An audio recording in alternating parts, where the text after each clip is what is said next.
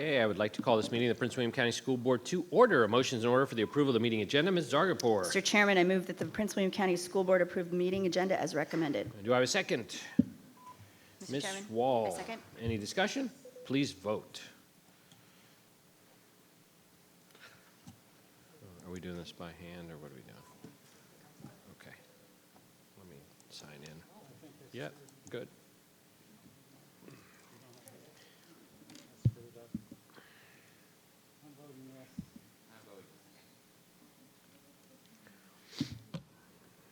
The vote is 8 yes, unanimous, motion passed. Moving on to enter closed session. Motion's in order. Mrs. Zargarpur. Mr. Chairman, I move that pursuant to Virginia Code Section 2.2-3711 and 2.2-3712, the Prince William County School Board enter closed session for the following reasons. 1, to discuss with staff the assignment, appointment, promotion, performance, demotion, salaries, disciplining, or resignation of specific public officers, appointees, or employees of any public body pursuant to Virginia Code Section 2.2-3711A1. 2, to review disciplinary matters for a specific student that would involve the disclosure of information contained in the scholastic record for the individual student, and to receive legal advice regarding the same as provided by Virginia Code Sections 2.2-3711A, 2, and 8. 3, to discuss with Division Counsel and staff actual or probable litigation and specific legal matters involving staff, students, and other civil litigation involving the school division under Virginia Code Section 2.2-3711A, 7, and 8. 4, to discuss the award of a public contract to employees' exclusive representative which involves the expenditure of public funds and the terms or scope of such contract where discussion in an open session would adversely affect the bargaining position or negotiating strategy of the public body pursuant to Virginia Code Section 2.2-3711A, 29. And 5, to discuss and receive briefings by staff members related to the security of school facilities, the safety of persons using such facilities, and actions taken to respond to such matters where discussion in an open meeting would jeopardize the security of such facilities pursuant to Virginia Code Section 2.2-3711A, 19. Do I have a second? Mr. Chairman, Ms. Williams. I'll second. Any discussion? Please vote.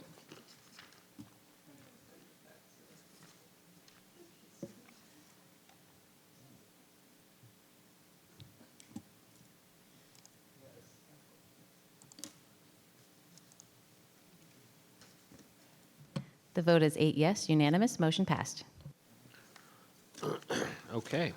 With that, the Prince William County School Board will now enter closed session and return in approximately 1 hour. Thank you.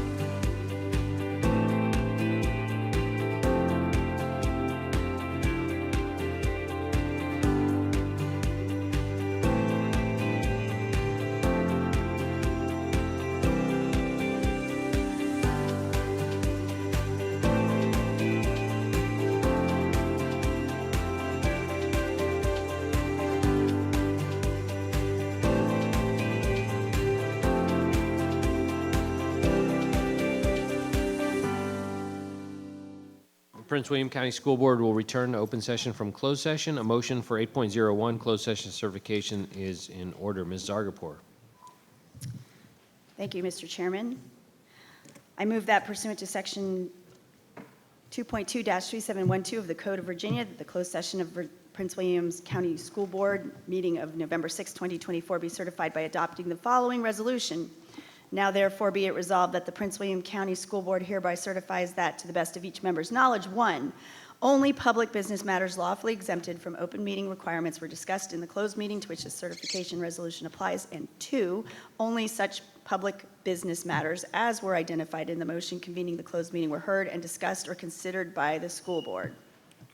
Do I have a second? Mr. Chairman, Ms. Williams. I second. Any discussion? Please vote.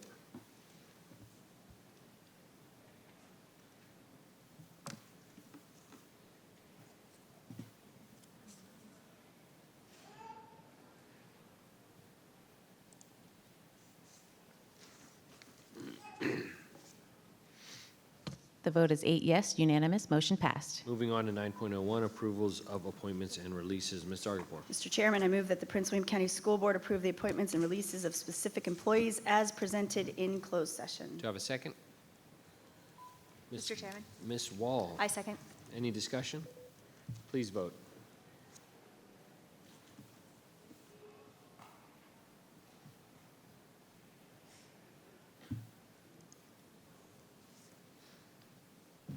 The vote is 8 yes, unanimous, motion passed. Moving on to 902, Parent Appeal of Student Management and Alternative Programs Department recommendation for reassignment. Motion's in order. Ms. Zargarpur. Mr. Chairman, I move that for the reasons set forth in the Student Management and Alternative Program Department's letter of September 9, 2024, the Prince William County School Board approved the Student Management and Alternative Program Department's decision to reassign student SR 25-032 to the Computer-Based Instruction CBI program via remote access only based on charges of unlawful acts in the community. Do I have a second? Mr. Chairman, Ms. Williams. second. Any discussion? Please vote.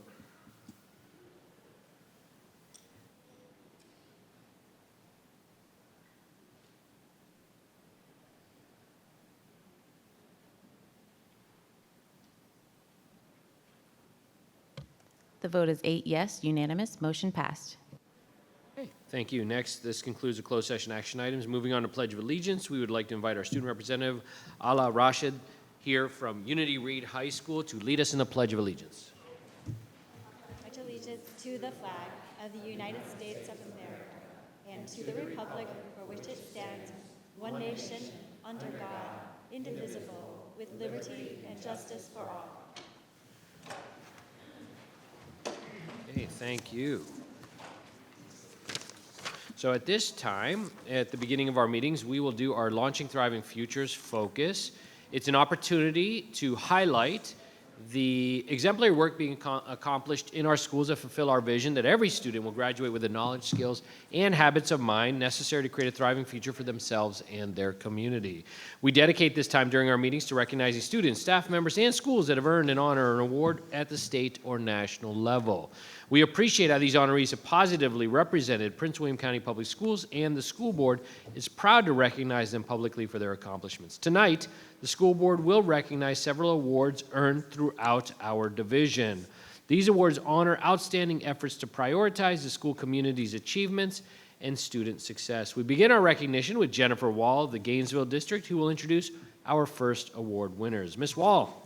Thank you, Dr. Lateef. I would like to congratulate Battlefield High School for winning the Virginia High School League, or VHSL, National Guard Cup for the 2023-2024 academic year. This is a remarkable achievement. The National Guard Cup is a prestigious award given based on a point system that considers performance in state-level competitions across 27 sports and 12 academic activities. Battlefield earned a total of 370 points over the fall, winter, and spring seasons. This includes 172.5 points in the spring, 85 in the winter, and 112.5 in the fall. Battlefield High has demonstrated outstanding performance in both athletic and academic activities. It fills me with immense pride to acknowledge that this is the second time in 3 years that Battlefield High has earned this distinguished honor. Since its inception in 1990, the National Guard Cup has only been awarded to 3 high schools in Prince William County. Battlefield joins the ranks of Brentsville District High School, which won 3 consecutive titles in Group A from 2001 to 2003, and Woodbridge High School, which claimed the title in 1991 and 1994. Battlefield High School is represented tonight by Principal Dolores Lucas, Assistant Principal Megan Hostetler, Student Activities Leadership Class Teacher Randy Bills, and students Taylor Campbell, McKenna Kelly, Patrick Kelly, Solomon Broyles, and Molly Douglas. So at this moment, I would like to invite Molly Douglas to share a few words. Hi, good evening. My name is Molly Douglas, and I'm a senior at Battlefield High School. I would like to thank the Virginia High School League and the Virginia National Guard for allowing student athletes to strive for something bigger and more meaningful than just state championships. This award represents the dedication that our athletes, coaches, and administration have shown in making Battlefield athletic programs the best in the state. As a member of both the varsity field hockey team and a manager for the varsity boys basketball team, I'm honored to receive this recognition on behalf of all student athletes at Battlefield.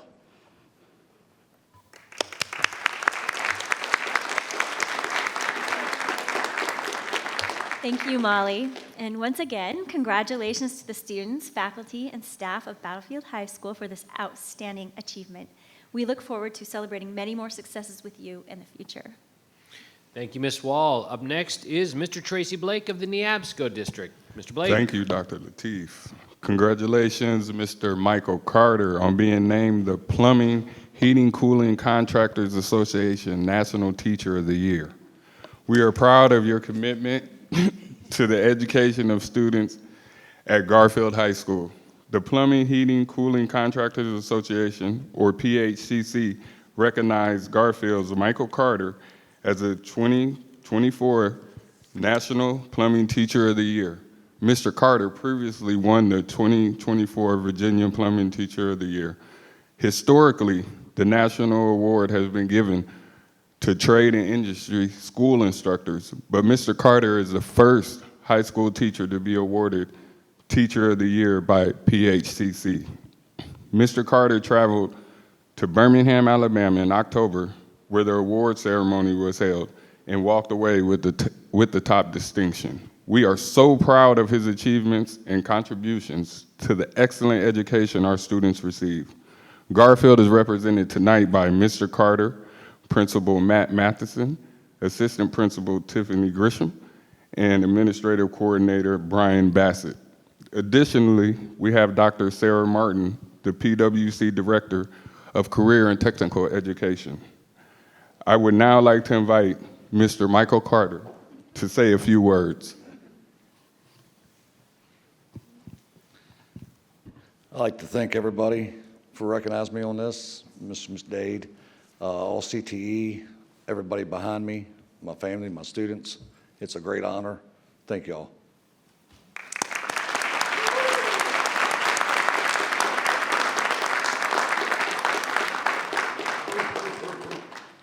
Congratulations to you, Mr. Carter, and the students and the community of Garfield High School. You make me proud. Thank you, Mr. Blake. Up next is Ms. Erica Tredenick of the Brentsville District. Thank you. Congratulations to Brentsville District High School and your chapter members on the National Chapter 3 Star Award. The award is given to chapters that incorporate all 15 FFA quality standards into their program through the events they host, attend, or assist with in the school, community, and across the country. Chapters must also earn the State Superior Gold Chapter Award to be eligible for a National Chapter Star Award. The National Chapter 3 Star Award is one of the top awards for chapters to earn. There are 3 main divisions of standards: building communities, strengthening agriculture, and growing leaders. Within each of the main divisions, there are 5 categories: citizenship, healthy lifestyles, career success, scholarship, and agriculture. The standards offer the chance for every member to be involved in some way and help prepare them for the future. It also helps guide the chapter in offering things that will benefit the members, school, and community. If that wasn't impressive enough, the Brentsville FFA chapter celebrates its 95th anniversary this year. I wish to invite Principal Dr. Catherine Meitz and agriculture teacher Miss Amy Beard to share a few words on behalf of this accomplishment.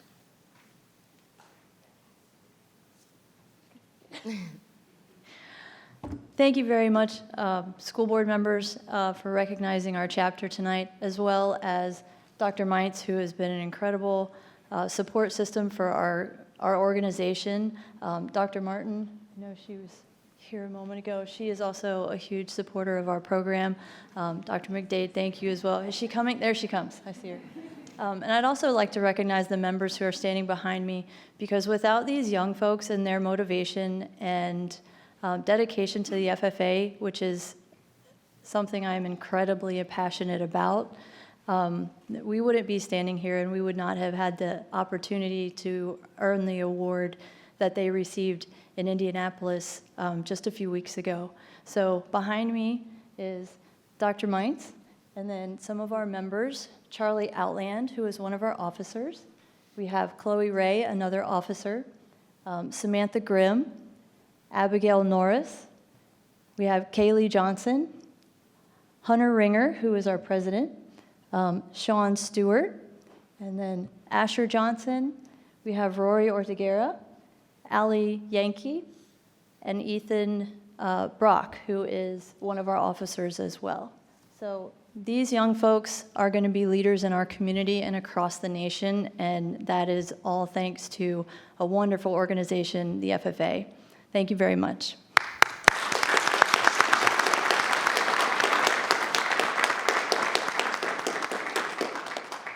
Thank you, and congratulations again for earning this prestigious award. Excellent. Thank you, Mr. Denick. On behalf of the Prince William County Public Schools, I'd like to ask Mr. Justin Wilk of the Potomac District to recognize the next honor. Thank you, Mr. Chairman. The Metropolitan Washington Council of Governments, or COG, awarded Prince William County Public Schools the Environmental Literacy Program with the Educational Institution Sector Award. Ooh, that was a lot. As part of the 2024 Climate and Energy Leadership Awards. PWCS was among 4 local programs awarded, contributing to the COG regional goal of reducing greenhouse gas emissions and supporting efforts to advance equity in traditionally disadvantaged communities. The Prince William County Schools Environmental Literacy Plan, published last school year, aims to assist teachers across all grade levels with suggested activities that foster cross-curricular connections by utilizing outdoor spaces and school buildings as educational tools. The plan also incorporates place-based experiential learning that aligns with state-mandated content and standards. PWCS is the largest of only 3 school divisions in Virginia with an environmental literacy plan. The Environmental Literacy Program supports the goals of the PWCS Vision 2025, launching Thriving Futures strategic plan, as well as the Virginia Department of Education's goal for environmental literacy. Tonight, the Energy and Sustainability team is represented by Supervisor Ms. Jessica Weimer and her team specialists Samantha Burdett, Facilities James Higgins, and Coordinator Jennifer Rokaski. I would like Supervisor of Energy Sustainability, Ms. Jessica Weimer, to speak on behalf of the great accomplishments. Thank you so much for the introduction, Mr. Wilk. Good evening, Dr. Lateef, members of the school board, and Dr. McDade. On behalf of PWCS's Environmental Literacy Program, thank you so much for recognizing our collective achievement of being named a 2024 Climate and Energy Leadership Awardee by the Metropolitan Washington Council of Governments. We are sincerely appreciative of them selecting us for this prestigious award. We are so proud of our school division's innovative approach to energy and sustainability, and the PWCS Vision 2025 Launching Thriving Futures strategic plan does include measurable goals for environmental literacy and using the building as a teaching tool.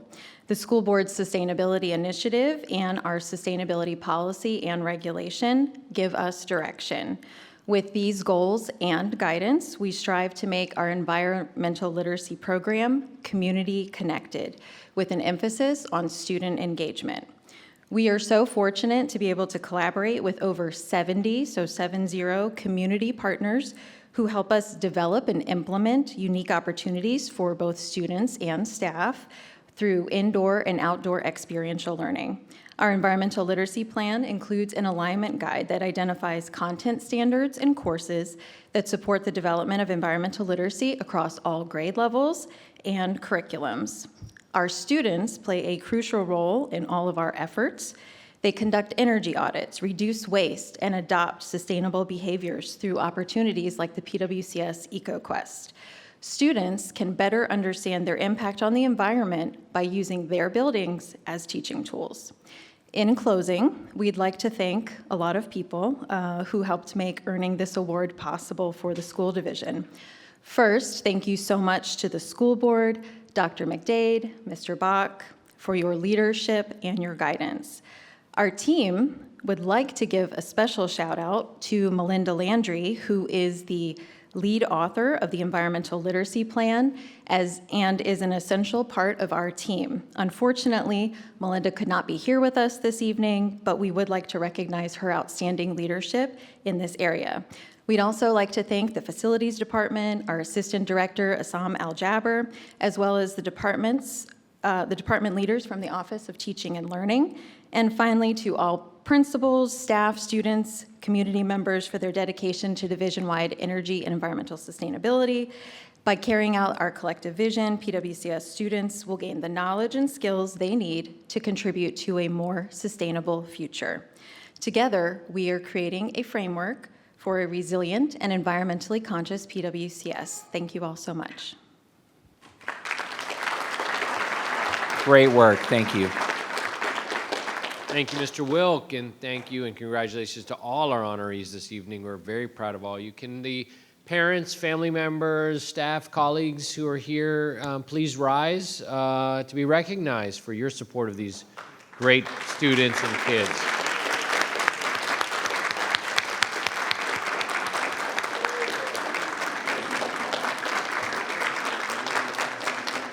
Thank you very much. It can't be done without all of you, and we know that. Dr. McDade. Thank you, Dr. Lateef. I just want to say how much we're filled with so much intense pride for all of your hard work, your dedication. And I want to just say to each of you, first starting with our Battlefield Bobcats, earning the National Guard Cup. And from what I understand, this is the second time in 3 years. Is that correct? So congratulations to you. What an outstanding accomplishment. We're so proud. For Garfield High School, Mr. Carter, there are so many outstanding educators in this school system, and I don't always get to see firsthand their work. But I've been able to visit your class so many times and not just see you in action and the skill that you bring to the classroom, but I've also had an opportunity to witness just how much your students are impacted by your work, how much they love and just appreciate you so deeply. So, congratulations to you. This is so deserving. Beyond just being a wonderful educator, you have made a tremendous impact on your students, lifelong impact on your students. So congratulations to you. To our Brentsville High School, I think Brentsville's been in the boardroom every month this year so far. Brentsville, congratulations to your FFA chapter on earning the National Chapter 3-Star Award. What an outstanding accomplishment. Congratulations, but also thank you so much for your hard work and your dedication. And to the school team for supporting the chapter and students being able to pursue their interests at Brentsville. And then for our environmental literacy program being recognized by the Metropolitan Washington Council of Governments, it really just underscores our commitment to sustainability and showcasing the innovative and impactful work that's being done across our school division, and that this team is small but mighty, and you're so passionate about the work. You two are making an impact in schools across the school division, and thank you so much for your commitment to our strategic plan and bringing this program and the commitment to sustainability to Prince William County Schools. Congratulations to each and every one of you. You really are a shining example of the hard work, commitment, and sheer talent that exists in Prince William County. And as always, we are PWCS proud. Congratulations.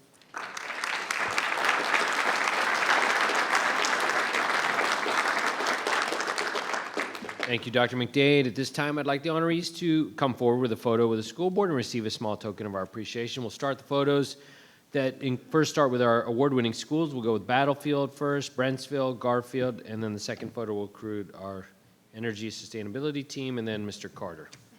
Okay, let's go ahead and get started.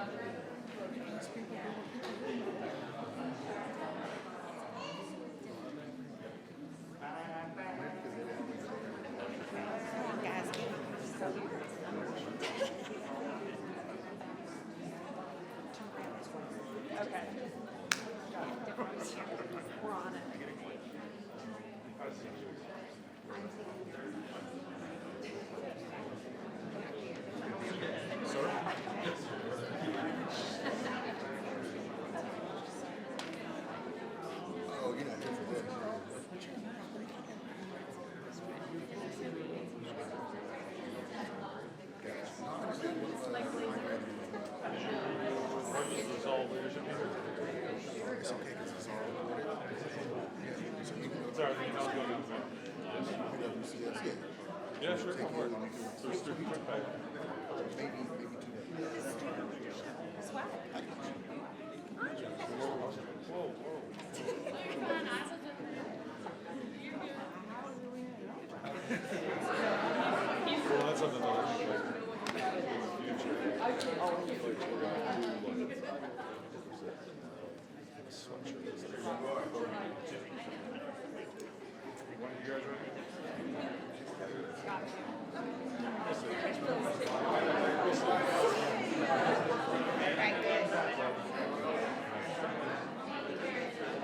Well, the goal is to have a sports camp this summer. So like, basically,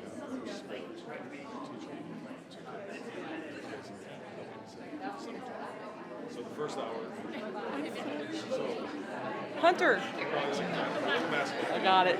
All right. There's some, we got some basketball. There's some, there's no all sports. Why not invite So why not?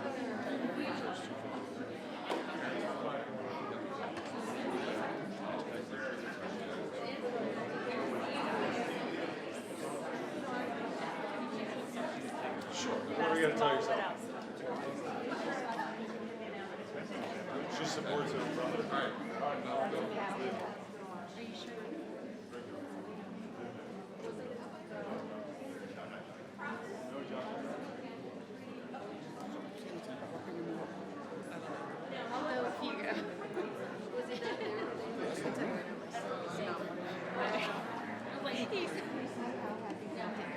Although I did not mind not getting up at 7:30 a.m. I think there are 2 students in your family, so.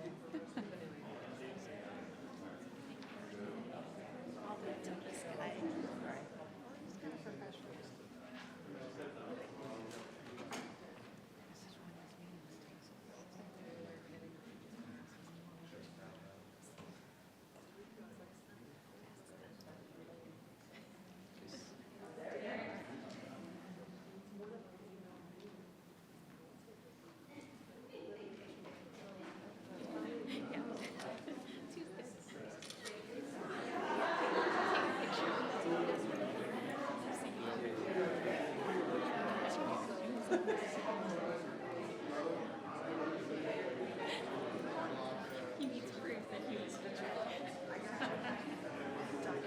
well, yeah, he said I'll ask him because like he was at our before your training.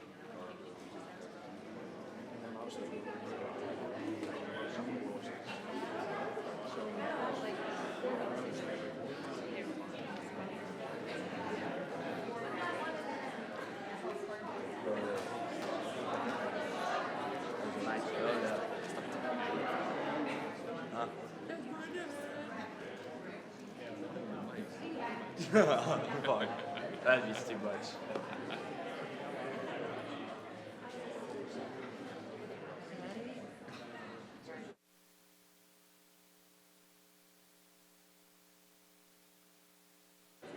Trying to go to the gym and bring the shit.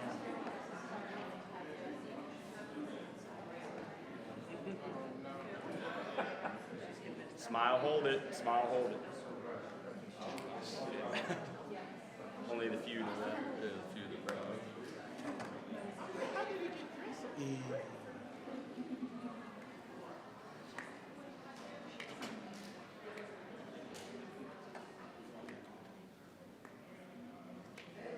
else? You got it, Mom? Somebody else? No, she got it. I don't even have photos of myself on my own.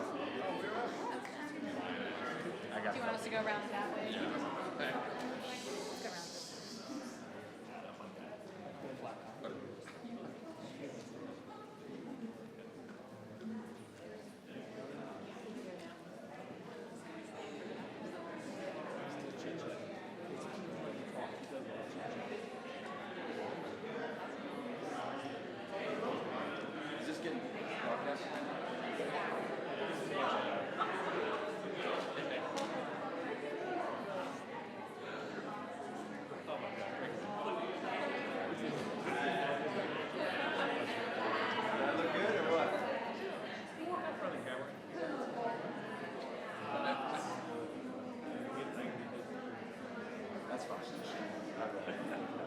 Go out like a lawn dart.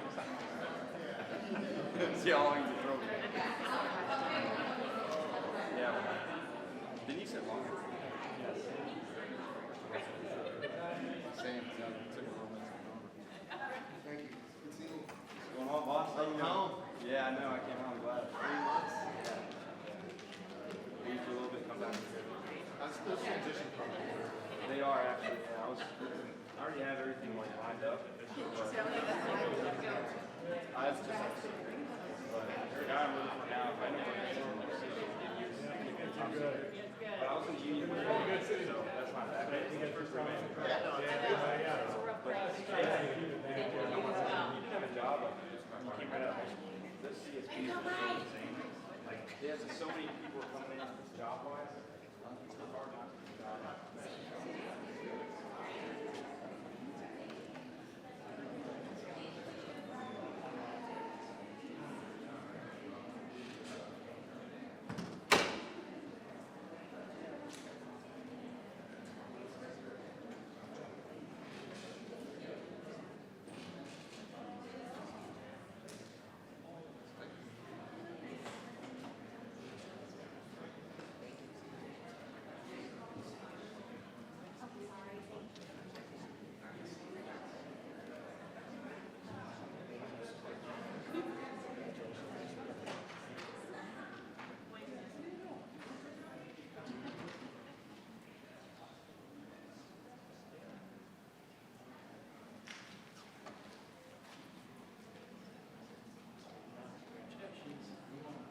Okay, great, thank you.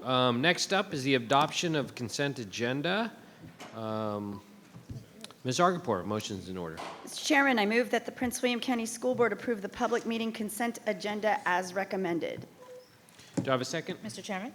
And Ms. Williams, Second? any discussion? Please vote.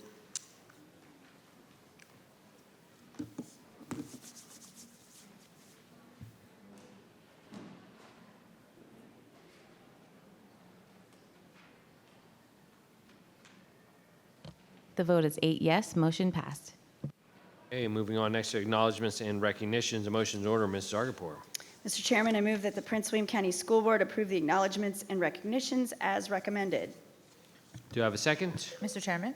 Ms. Williams. Second. Any discussion? Please vote.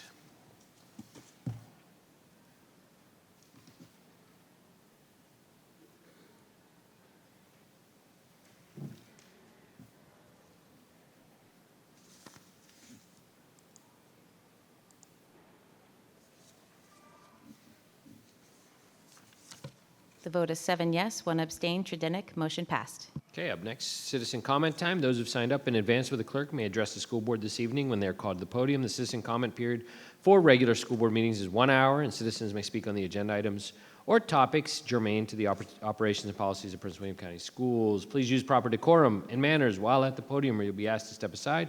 We ask that the audience please be respectful of each speaker and refrain from any clapping, cheering, or jeering to avoid disruption of the meeting. If you do not do so, the board will recess, and I will ask the room to be clear to restore public order. Tonight, we have 3 citizens signed up to speak. When I call your name, please come up to the podium and state your name and address for the record. I'll go ahead and call all 3 up if you want to grab seats up front. And then we'll in this order: Elizabeth Sipe Card, Augustus Sipe Card, and Hifsa Khan.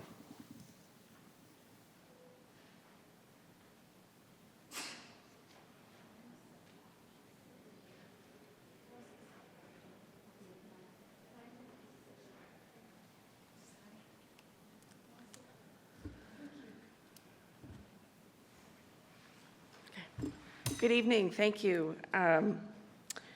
We were invited to share our opinion on the cell phone policy in the county.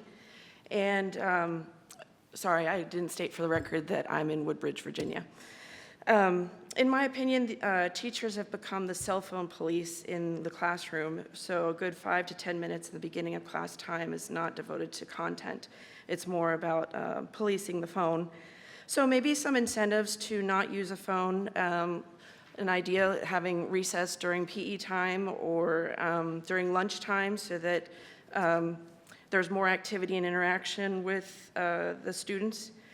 And to post the cued language transliterator positions for a team of CLTs is easy, but to grow a team is necessary now. $30 for the written exam to take and to pass, which I did not do recently, and then there are other steps to take as well. Sign language is taught, and then cued speech and cued language should be taught as well to build future CLTs or sign language interpreters. You could have a program for students in deaf studies. You could have a program for staff to volunteer to learn the modality quarterly and taught to support growth. One person, it affects him every day, so everybody could have a once-in-a-lifetime opportunity to support him in his daily walk of life. Maybe some of the honorees this evening would consider learning the modality to support him in his academic career. And family cannot cue or sign for the child in the classroom. He hasn't had an in-person CLT since June 15th of 2022 until today, and so that's 2+ years, that's 875 days, and we have 1,317, so 1,317 days until graduation in June of 2028. And then some say that he's fine, but it's his right to hear, and not everybody understands that cued speech and cued language conveys the visual modality of traditionally spoken English. So I just want to say thank you for the opportunity to speak in front of you today, and thank you all to the veterans, and thank you for your service. Thank you. Augustus Sipe-Card.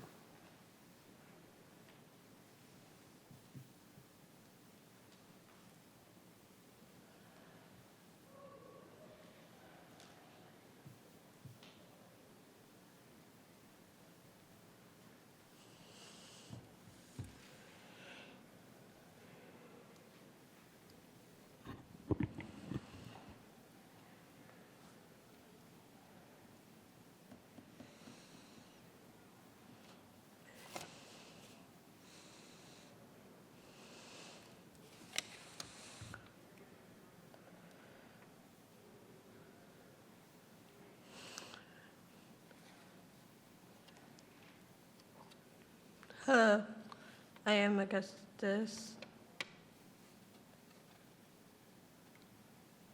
Sipe-Card, Woodbridge, Virginia.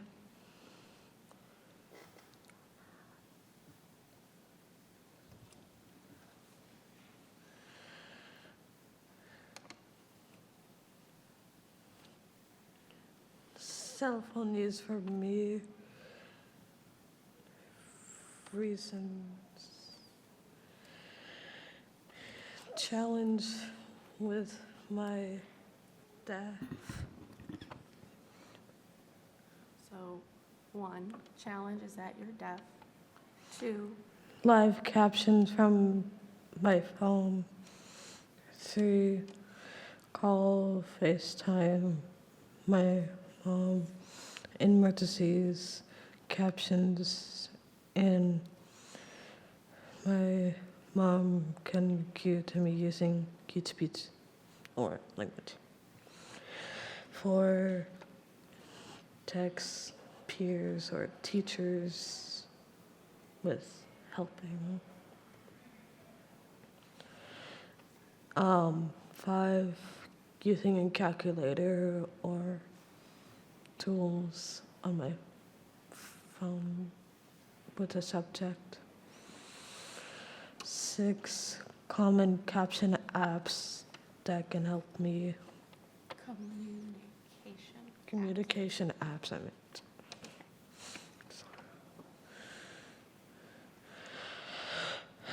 What happens if there's no electricity or no Wi-Fi or no batteries or no time to charge devices, or when I have to join the Zoom on my phone?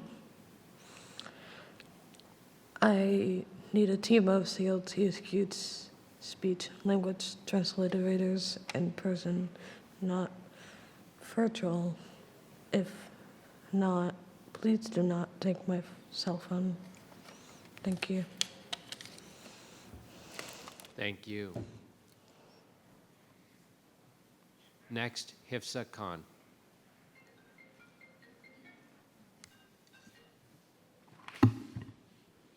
Good evening, all. My name is Hifsa Khan, and I'm here with Saima Iqbal. My address is on file. I'm in Gainesville, Virginia. And this evening, we're here to request that Muslim holiday of Eid al-Adha be added to the school calendar. So the Muslim community celebrates just 2 holidays per year, and both are called Eid. Eid al-Adha, which we're requesting today, is considered the larger of the 2 Eids, making it an even more significant holiday for our community. And I just want to emphasize that this is not a new request. This was included in the original request made back in 2020 when diverse holidays were first being considered. So Saima and I, we were part of the team that had originally proposed diverse holidays. And at that time, we had gathered support from nearly 800 families that signed a petition requesting the inclusion of both Eids. So when diverse holidays were approved by the school board back in 2020, it was anticipated by that both Muslim holidays would be honored, like the 2 holidays that were approved for the other faith groups at that time.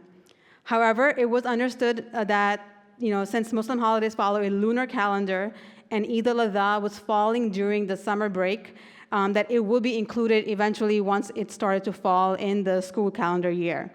And 2025 being the first year that it will actually occur during the school calendar, therefore, this is like the right time, we felt that to review this request.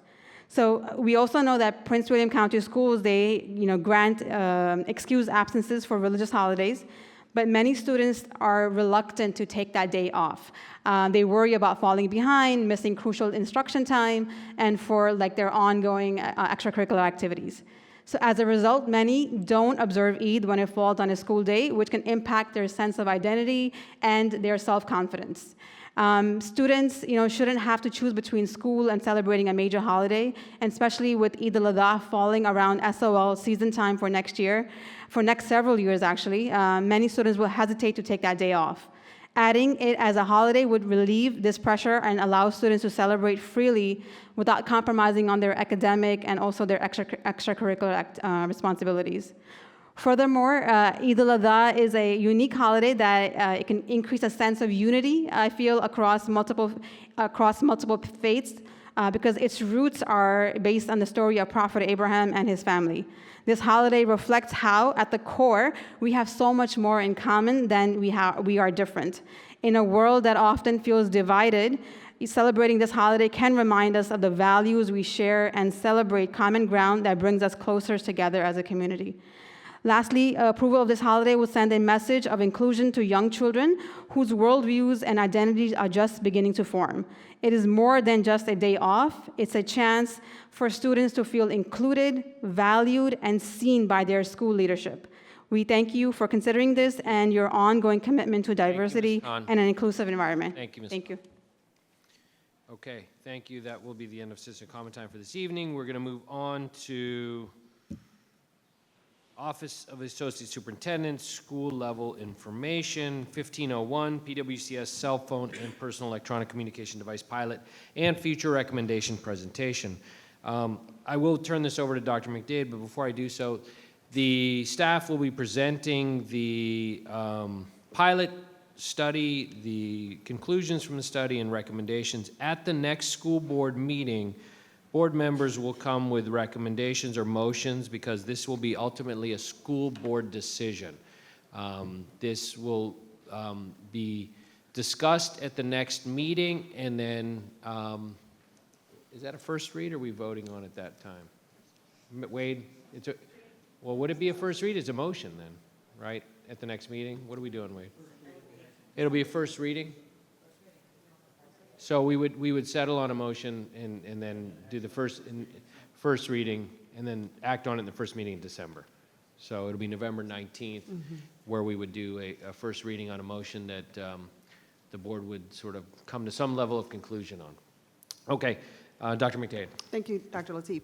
So at this time, I would like to invite our Associate Superintendent for Middle Schools, Catherine Porter-Lucas, and Associate Superintendent for Student Services and Post-Secondary Success, Denise Hebner. They'll be presenting tonight. The information that we're sharing is just that, is information only.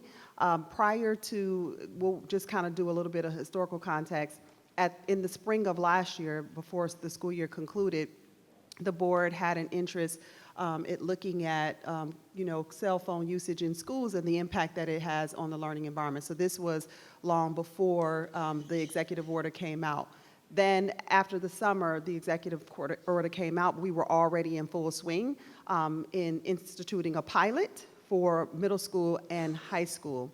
And so we made a commitment to bring back to the board all of the data and what we learned from that pilot, as well as share with the public what we learned from that pilot, understanding now that the board will be adopting a policy by January 2025.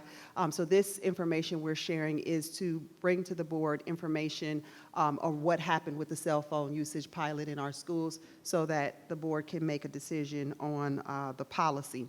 What you'll get tonight from Ms. Porter-Lucas and Ms. Denise Hebner is a little bit of data. Of course, we only have the first quarter, so we don't have all-encompassing data.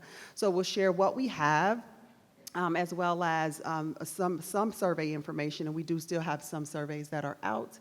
We'll also share what we implemented in schools this year, and then give a side-by-side of what the VDOE guidelines also that came out, so you can see what we did in comparison to that, as well as provide the board with a couple of options that could be considered as you determine where you want to go with policy. So that's what we're doing tonight, just to provide as much information as we possibly can in order for the board to make sound decision on policy moving forward.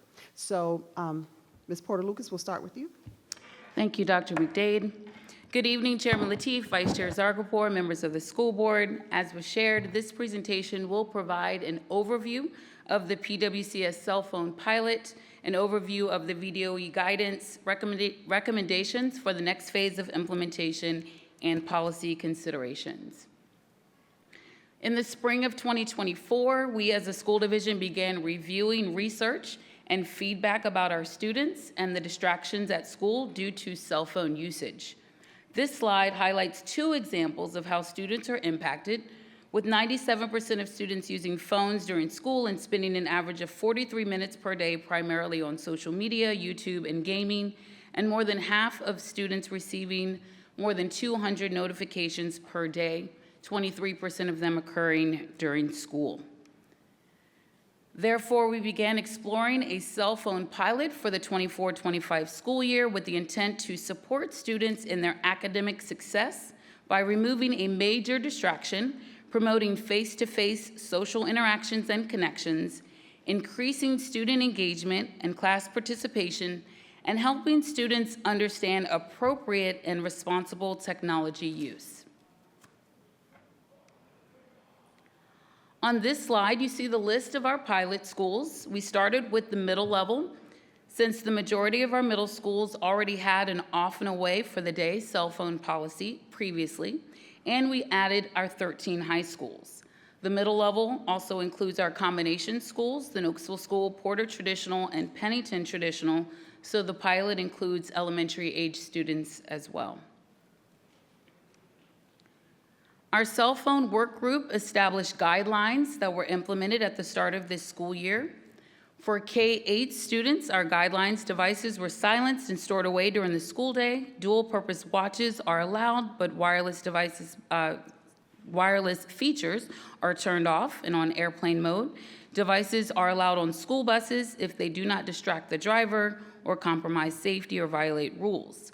For our 9th through 12th grade students, devices are silenced and stored away during instructional periods. Dual-purpose watches are allowed, but the features must be turned off during instructional time. And devices and one earbud are allowed during lunch and hallway passing times. The use is prohibited in locker rooms and restrooms, and the devices are allowed on school buses as long as it does not distract the driver, compromise safety, or violate rules. There are exceptions to our guidelines for students, and they may be granted as disability accommodations through Section 504 plans or IEPs when necessary, and may be granted as part of students' health, safety, or support plans when necessary. We did provide training and resources to our school leaders and staff and communicated our expectations to students and families through letters, email notifications, FAQs on our website, and our school leaders reviewed the guidelines with students as well as with families at back-to-school nights.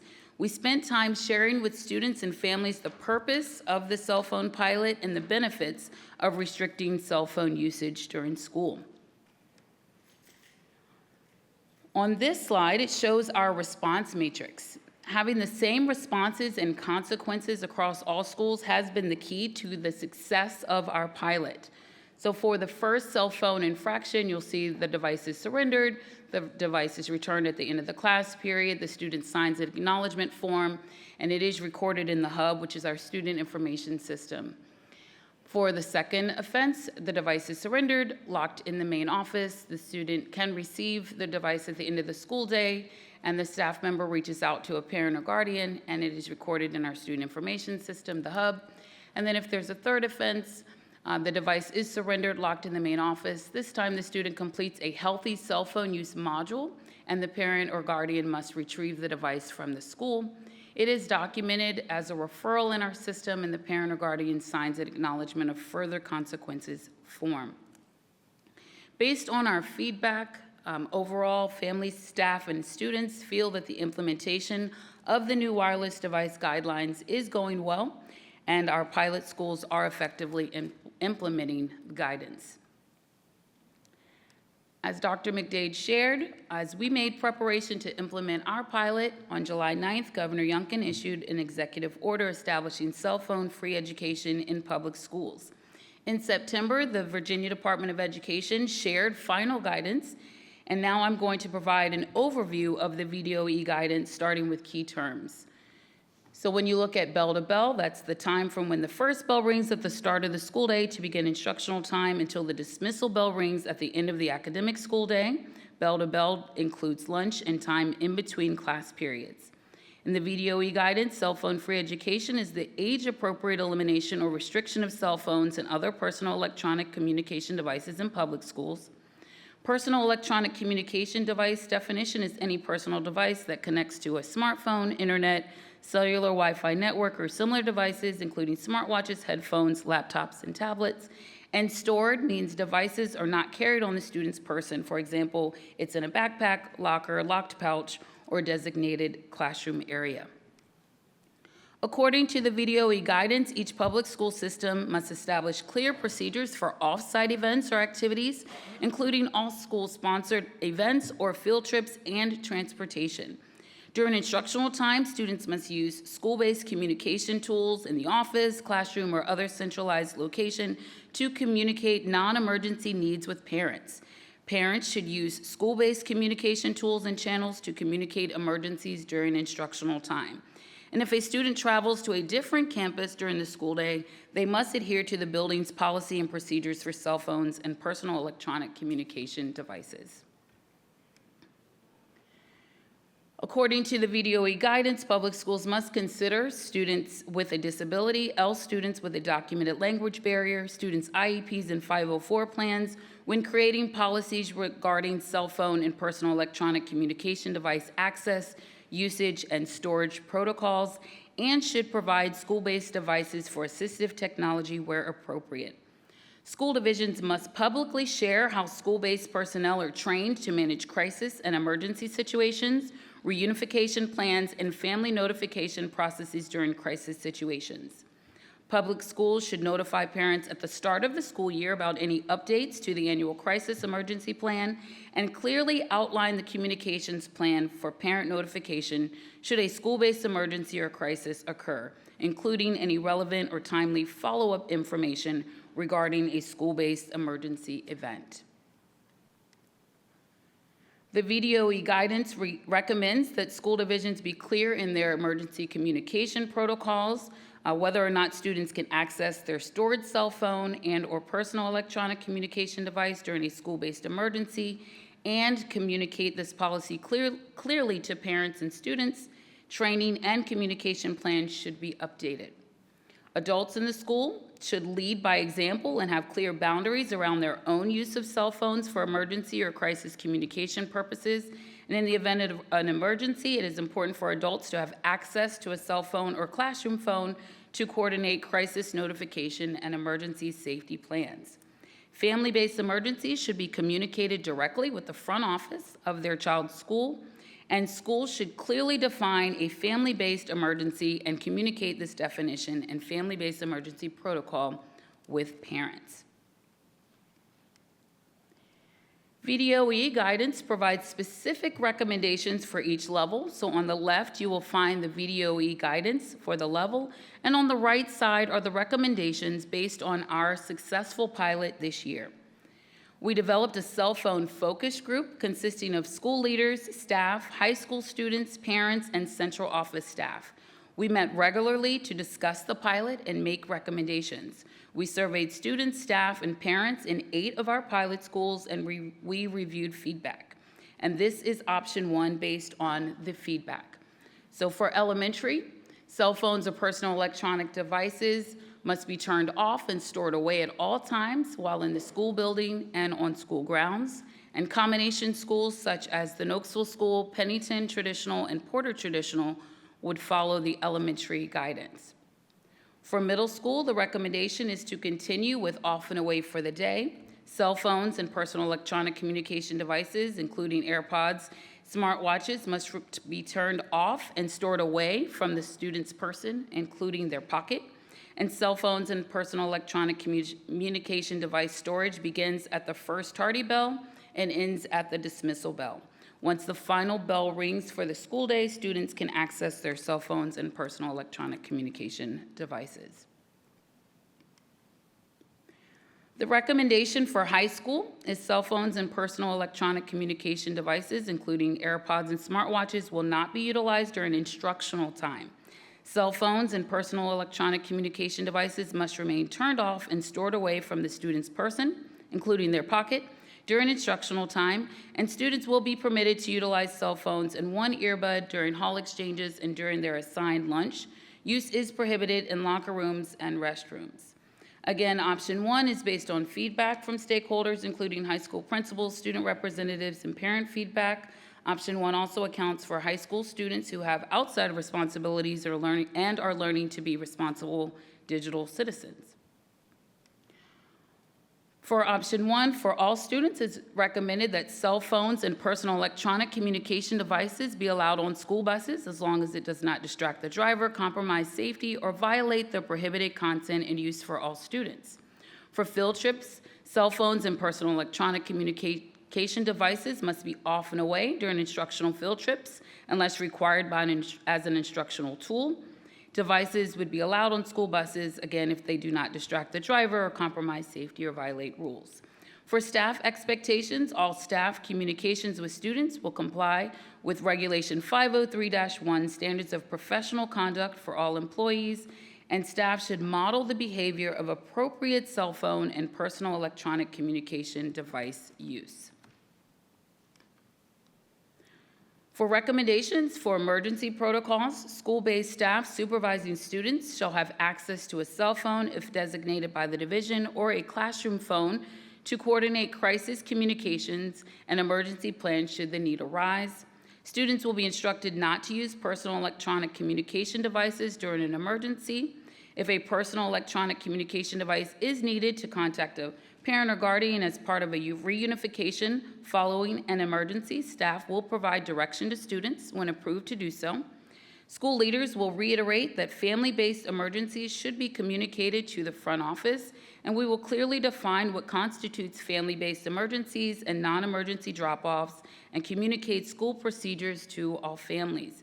Division and school leaders will review communication practices and procedures and share protocols for communication with students, staff, and families during emergencies. This will include publicly sharing the training and reunification processes and updates and family notification processes during crisis situations. This slide offers the second option for consideration. The difference in this option is a stricter policy at the high school level, which would include off and away for the day that mirrors the middle school expectations. This option is in alignment with the VDOE guidance. All of the other recommendations in option 2 are the same as option 1. I would like to point out that if option 2 is the preferred option by the school board, our request would be that instead of implementing the new policy January 1st, that the policy go into effect in August at the start of the 25-26 school year. The majority of our high school students have successfully adapted to the current cell phone guidelines. By avoiding making a major change mid-year, we would minimize disruptions to the learning environment in January and allow school leaders, staff, students, and families an opportunity to prepare for the adjustment and practices for next school year. Thank you for this consideration. Okay. Thank you, Ms. Huebner and Ms. Porter-Lucas, for the work done on this. We have one additional slide. Got it. Sorry. Actually, Dr. Lateef, I think you covered a lot of this. As you can see, tonight is for information and consideration as you form your visions and decisions about the policy. On November 19th, we will bring forward policies for consideration, first reading, that will allow comment and discussion. On December 4th will be the decision-making point. And then by January 1st, we would update our code of behavior. We do have the ability to update our code of behavior without bringing that before the board, because on page 4, if you're a fan of the print copy, it does reference that the online version is the most current and updated version of the code of behavior. Of course, as always, our regulations also guide how we conduct business and how we maintain a positive learning environment in schools, so those would also be put into place. And that does conclude the presentation at this time. Thank you, Ms. Huebner and Ms. Porter-Lucas. And for the board, we presented the two options, one based on the pilot, just all of the data that we had and what we got from families, students, and staff. And then the second one being based on the VDOE guidance, where high school is the difference. Whichever direction the board chooses to go with this policy, we will be fully prepared to implement it and enact the policy as written.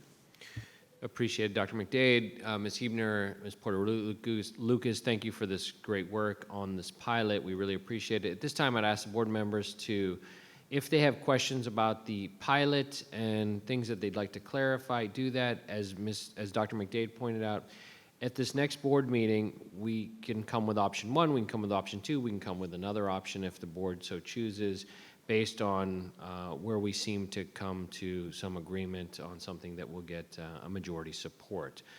So at this time, I'd ask board members if they have questions about the pilot and the program here, and then spend the next couple of weeks after we do this, figuring out, what your public, your constituents are concerned about, what they'd like to see in the proposal, and then we will hash out a first reading at the next board meeting. Who'd like to go first? Questions? Ms. Tredenik. So between option 1 and option 2, are either following the governor's order that was put out? That is option 2. Option 2 is fully following his guidelines? That is bell to bell for all levels. Okay. Are we prepared to implement that guideline January 1? Could we do that? Whatever the board decides, we're going to be prepared to enact the policy. Okay. We'll go down the road. Mr. Jesse. Just a quick one on the bell-to-bell. Would the students still have their own cell phones, or would they be locked, or whatever? They'll have them, but as Ms. Porter-Lucas said, they're not to have them on their person. So as long as they're off and away. So they can have it in the backpack, but as long as they don't have it on their person. And I think to that note, for clarification, Ms. Porter Lucas or Dr. McDade, it's been working at the middle school level, bell to bell, with the kids carrying it in their backpacks or with them. Is that correct? They're not putting them in any stored device or any locker or anything. Correct. They either have it in their backpack or in their locker. And the compliance has been pretty good at the middle school level? At the middle school level, yes. Great. Okay. Ms. Wall. Can you tell me a little bit more about what we're seeing at the high school level as far as where phones are being stored during the day? Do most kids, or is it just across the board? Some kids have them in backpacks. Are teachers requiring them to be in a device or a location in the classroom? And what kind of variability are we seeing in our pilot with regard to putting the phone off and away across our high schools? It is across the board. We have some schools where the teachers are asking them to put them in pouches, like in the classroom, and some where they carry it in their backpacks. Is it like 50-50, or do we have a model that seems to be the preferred? Do we know that? That might be too specific. No, the high schools decided on their own, what they wanted to do. We can find out how many of them, but even some teachers prefer not to have the pouch over the door. So, we didn't want to make it where we wanted the teachers to be able to do something that they can enforce. So some schools have the pouches that hang over the door. The students put it in the pouch. Some schools don't. And even for the ones that have the pouches, not all students may choose to put the phone in the pouch. But that's been working that way. So from school to school, it might look different in terms of how, they're securing the phone, but across all schools, the expectation is for all of the phones to be secured. Okay. Can I ask one follow-up on that? It's related. So in the high school level, so if kids have the phone, like not on their person, but in their backpack, that seems to be working pretty well as the idea of putting it in a pouch over the door or... we're not seeing a big difference, right? We have not heard of a difference. We've not heard that yet. Okay. I've had teachers have me put phones away, and since I have 7 in a day, I've had both, where I put them away with them or I put them away in a backpack. It's all just the same, basically. You either give them the phone or you just put it in your backpack, basically. Thank you. Thank you, Ms. Roshan. Who's next? Ms. Williams or anybody? Okay. Any more questions? Yeah, Ms. Sargapur. So are we seeing any, I'm trying to go back to the slide. There was see that 1, 2, 3. So there was a device surrendered, there's a consequence. Have we had many instances of these consequences being doled out at either the middle or the high school level? So we've had 218. Across the division? At the secondary level across the division. Yes, and then we had 23 students that had more than one referral for cell phone infraction. So that would be like more at the start of it, or is it an ongoing thing? Like when it was first implemented? Right, that's from the time we started to now. Oh, okay. Okay, that's, wow, all right. Ms. Wall. One of the things that was shared with me with one of the middle schools before the pilot started was that one of my particular schools saw a reduction in serious Title IX violations and other kinds of behaviors. So my question is, what effects have you seen from the pilot with regard to maybe student discipline, student bullying, or other kinds of behavior that we're trying to reduce in our classrooms? Like, are we seeing an effect on that kind of, on those kinds of things in our classrooms? We haven't done an audit, so we wouldn't be able to tell you. And even if we did, we wouldn't be able to make a causal relationship between and say unequivocally that because it was because of the cell phone that there was a reduction in Title IX, or it's because of the cell phone that there's a reduction in bullying. So we haven't, with the short period of time that we've been implementing the pilot, we can only give you the actual hard and fast data to say how many infractions there were that were specific cell phone.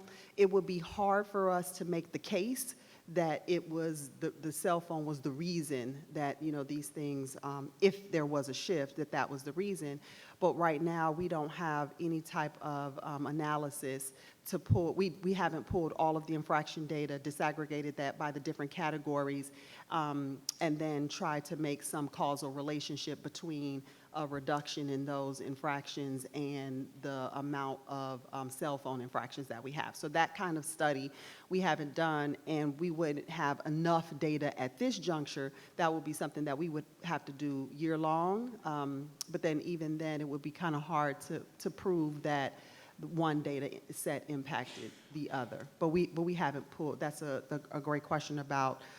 We are doing discipline audits, so we will be coming to you with some discipline audits, but that'll be more around whether or not the different infractions that we're seeing, the consequences across the board are, comparable.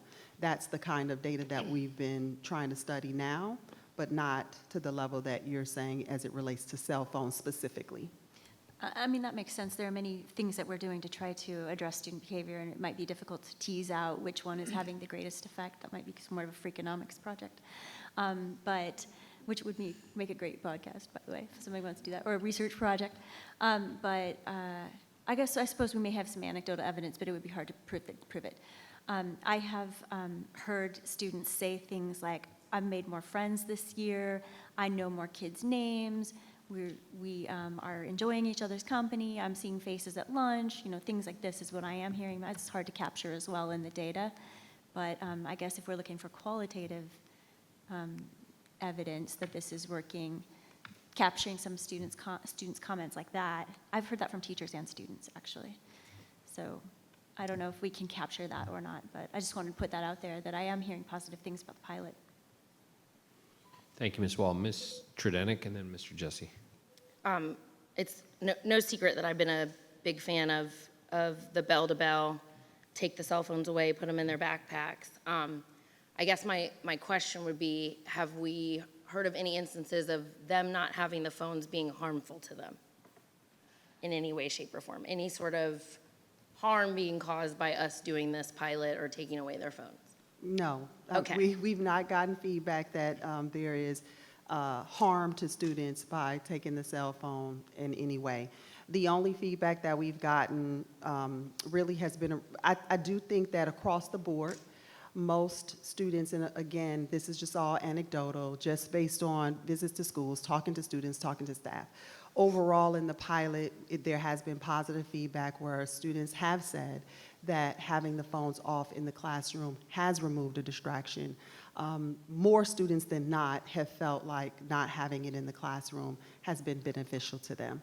The only feedback that we got around, not having it at lunch or in passing is students wanting to be able to check in for different responsibilities, whether it's that they have a job and they need to check and make sure their schedule hasn't changed, they can do that at lunch. If they need to check in with a family member because they have a sibling that they're responsible for, they can do that at lunch, or they can do that really quickly in the passing period. So those are that's the kind of feedback that we got around, what would be the impact to them of not having it during the lunch period or the passing period. I would agree with the sentiment that students are having more conversations, even at lunch. Even though they do have the phones at lunch, we are seeing more, student-to-student engagement in the lunchroom, even though they have the option to have their phone at lunch.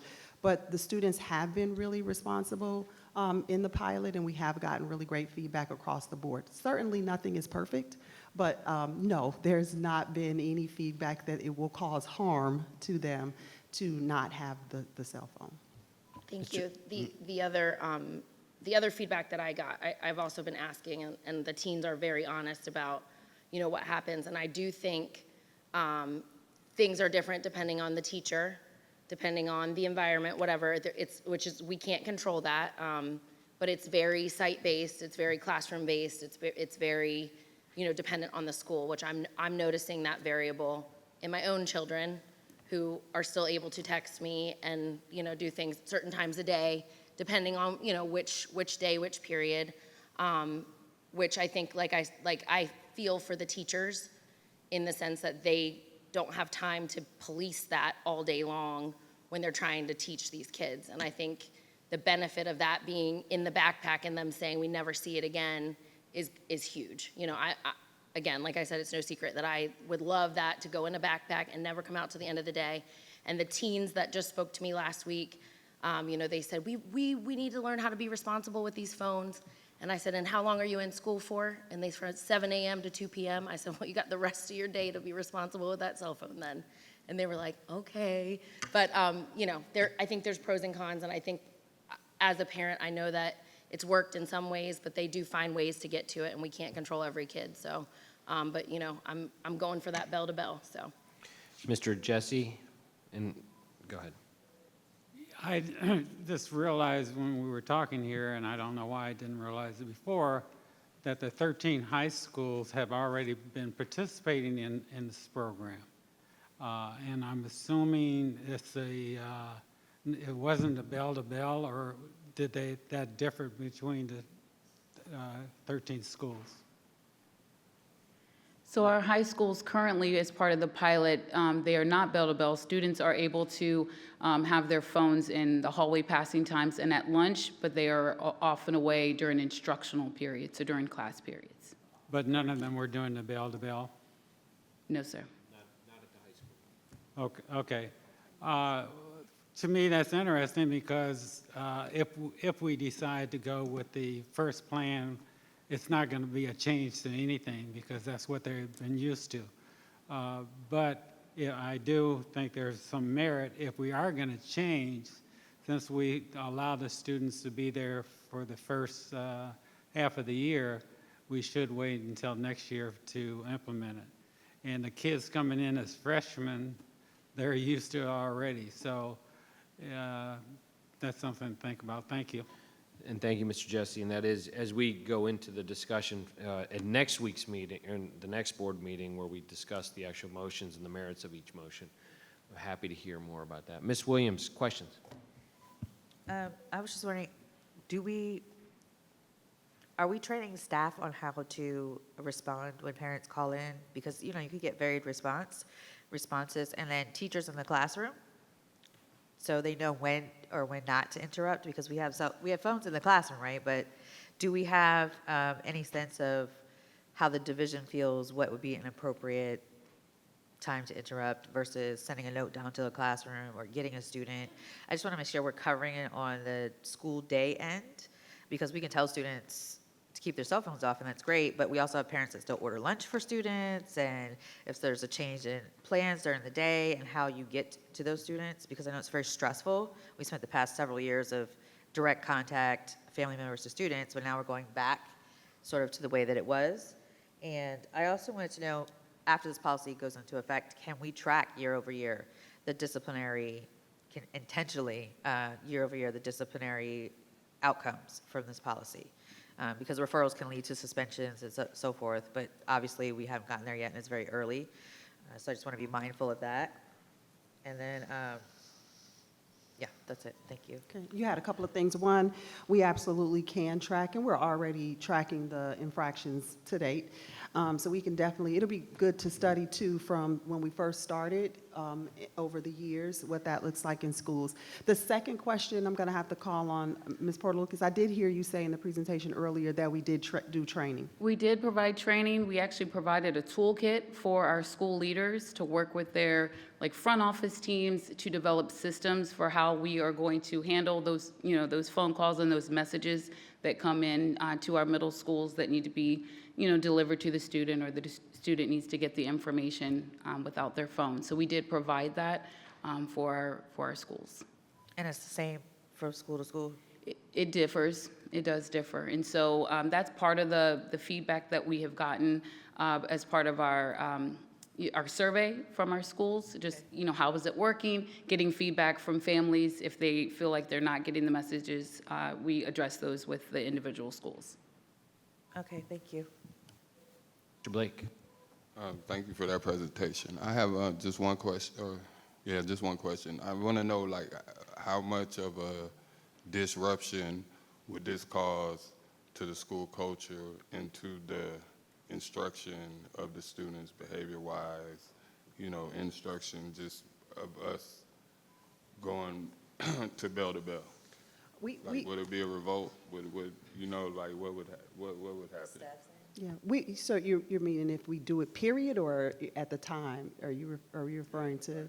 Well, we would request the board consider, you know, if it's bell to bell, we would request a consideration to be able to start that in the fall, as Ms. Porter Lucas talked about, in terms of just anything you do. If it wasn't even cell phone, anything that you do where you're shifting the routine or the structure of the day, or how administrators and staff have to operate in the middle of the year is hard. So that just gives some preparation time. It also gives families time too, because as I said earlier, you know, a lot of what we got from families and from parents and from students is around, you know, other responsibilities that students have and needs to contact their students. So people do have to kind of plan for those kinds of shifts. I can't tell you what would happen, you know, in terms of what that would look like. I just know from, you know, talking with our school leaders and the experience of being a school leader, that, you know, any shift that you make mid-year is challenging. Thank you. And Ms. Williams had one more question. Sorry, remember my question. How, or what is the plan to have students who need to use their phone, it's in their 504, their IEP, as they're in the building, right? It might be like a one-off or two-off, but what is the division's plan, right? Because how do you prevent teachers from being like, oh, you have your phone out, you're in trouble, students don't carry their IEPs with them, maybe a small population, but then also like other students who see a student out with a phone. What is the division's thoughts on that?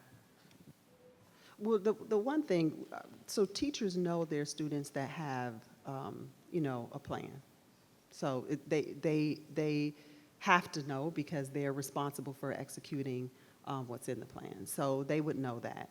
As far as other students seeing a phone, or, you know, I can't tell you what that looks like. Certainly you always have in any situation where a student's like, well, why do they get to have their phone? So those kinds of things will happen, and the school will have to address those on a case-by-case situation. Right now, with the pilot, that's not a non-issue because they can have the phones during the cafeteria period and during the passing, so no one's, you know, paying attention to who has it and who doesn't have it.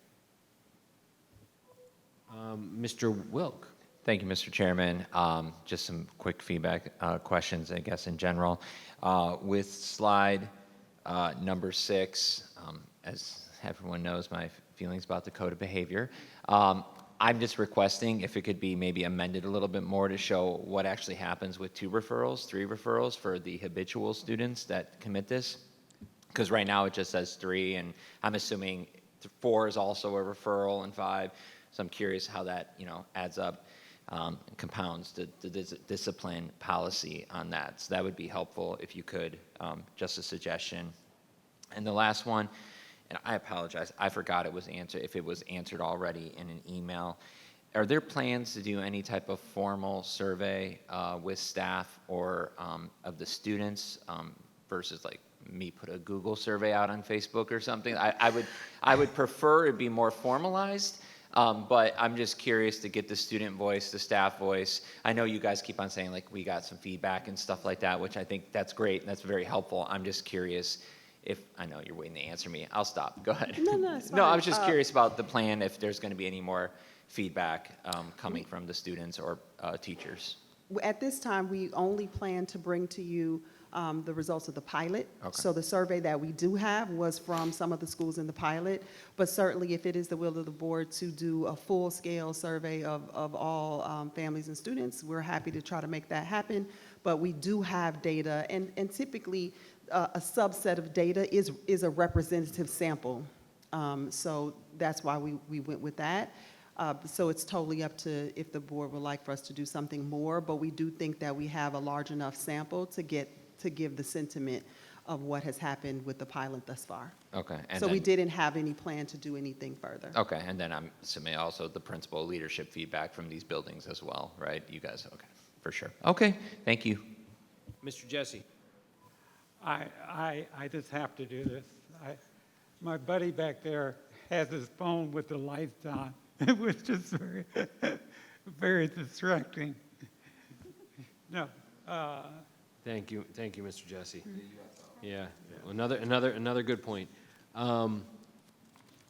So I think that's it. So again, first of all, it's also important to remember that the board has actually been looking at this for quite a while. Some of our middle schools did their first pilot, the middle schools on their own. I think it would have been the academic year 23, 24, or 22, 23. I know Benton is on their either second or third year. And so we have a lot of data, whether it's anecdotal or otherwise. So the school board has been looking at this for quite some time. We spent a lot of time this past summer as one of our efforts to look at this.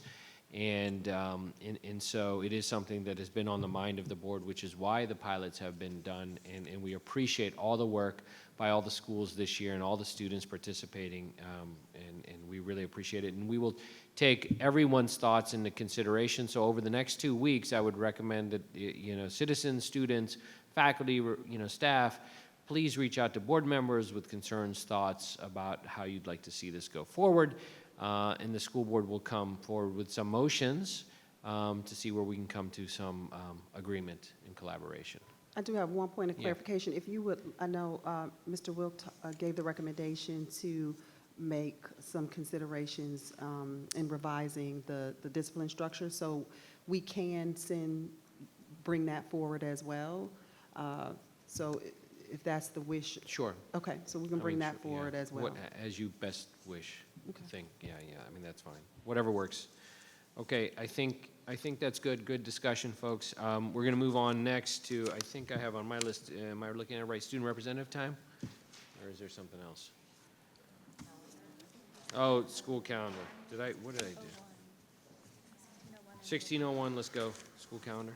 All right, thank you, Mr. Chairman.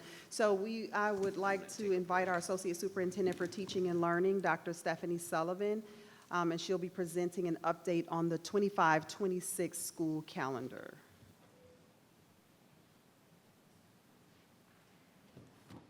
Good evening, thank you. Dr. Lateef, Vice Chair Zargarpur, members of the board, Dr. McDade, thank you for your time this evening for us to have the opportunity to review recommendations for the 2025-26 school calendar. Before I get started, there are a couple of key people I'd like to introduce to the board. I'd like to first recognize Dr. Jarcelyn Hart. Dr. Hart is a retired level associate who's worked with Prince William County School for many years and offered to take on this project for us to have more meaningful engagement with our community. Also like to recognize Dr. Tiffany Hardy. Dr. Tiffany Hardy is a director in my office for professional learning, but her secret skill is master facilitator, and she has exceptional skills at facilitating meetings and converging groups to come up with actionable findings. Without them, this work would not have gotten to the point that it has. Some of the significant process improvements is that through their work and extensive community engagement, the committees themselves drafted the options. In the past, we may have brought recommendations to committee first, but because of this team, they facilitated those discussions with members in the committee.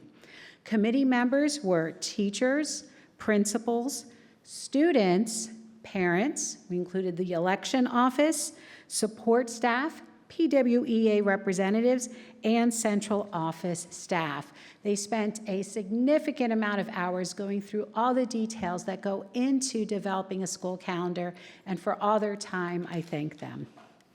So first and foremost, our committee must abide by all prevailing guidelines. That includes state statutes, policies, and recommendations at the local level. So I do want to acknowledge that they did not have the latitude to go outside those confines because, of course, we have those regulations in place for a reason. Want to highlight a couple of the key factors that they had to consider. First is the Virginia Code that established the standard school year and school day. Virginia requires a school year to have either 180 days or 990 instructional hours. Then there's a Virginia code that is very specific about Labor Day. It permits a start 2 weeks prior to Labor Day, but requires a 4-day Labor Day weekend, which I know our school community has become quite accustomed to. So when you are starting early, you are required to be off that Friday and that Monday for students and teachers. And then the school holidays. The policy that governs school holidays identifies the days that the division is closed for students and staff in recognition of a variety of different holidays. And then finally, the most detailed, of course, is the regulation. The regulation in Prince William County Schools has a couple of factors that are worth emphasizing. 1, minimum of 180 days of instruction. 2, 195 teacher contract days. Want to point out that what that means is there are 15 days where the teachers are contracted beyond student days. And those are teacher work days, professional development days, days that they meet with parents and conferences. I'll talk more about those days in a few minutes. But in Prince William County, we allow 2 of those days to be flexible, meaning teachers can account for that time throughout the summer in their many preparations that they do to kick off the school year. So the number of days we need for the calendar is actually 193 days, not 195. Our regulation specifically identifies Columbus Day, also known as Indigenous Peoples Day, to be a professional development day. That's been in place for a number of years. And our regulation requires that we schedule one of those teacher work days at the end of each quarter. And this is really important. This gives our teachers an opportunity to complete grading, make parent contacts, do additional planning. And in the past, they weren't perfectly lined up. This year, they were perfectly lined up to the end of each quarter, and our teachers absolutely recognized and appreciated that day in between each of the quarters. The first quarter work day falls on election day, and that's an interesting call out because some years it's a day or 2 off, but by doing it on election day, we can make it a teacher work day where teachers can work remotely. This is the second year that that's happened, which frees up the capacity at the schools to manage the needs they have in having polling sites. And also to accommodate voters, we don't do PD at schools. We try to minimize any conflict that might occur with the number of people that participate in elections. And then we try to make each of the quarters match. So ideally, they're each 45 days. Sometimes they might be 44 and 46, depending on when some of the holidays fall. And then I want to point out those approved holidays. So we talked about the 180 student days. Then we talked about the 13 days for teachers to have work time outside of the student calendar. And then we have to consider all of the designated holidays. Some of those designated holidays are federal holidays, some are religious holidays, some have days off more than the specific holiday. For example, Christmas Eve and Christmas Day. Typically, we will close school for beyond those 2 days so that families can have more time together. And so every one of those days where there's no school extends the amount of time we need for the school calendar. And so even though these are a short list, when you consider spring break, people are accustomed to a full week. Again, we are spreading the amount of time needed to squeeze in the school calendar. And so through the committee work and through the review of policies and regulations and state guidelines, the different groups that we met with identified their priorities. And so going through some of those great protocols that I mentioned Dr. Hardy is an expert at, these were the priorities of the various groups.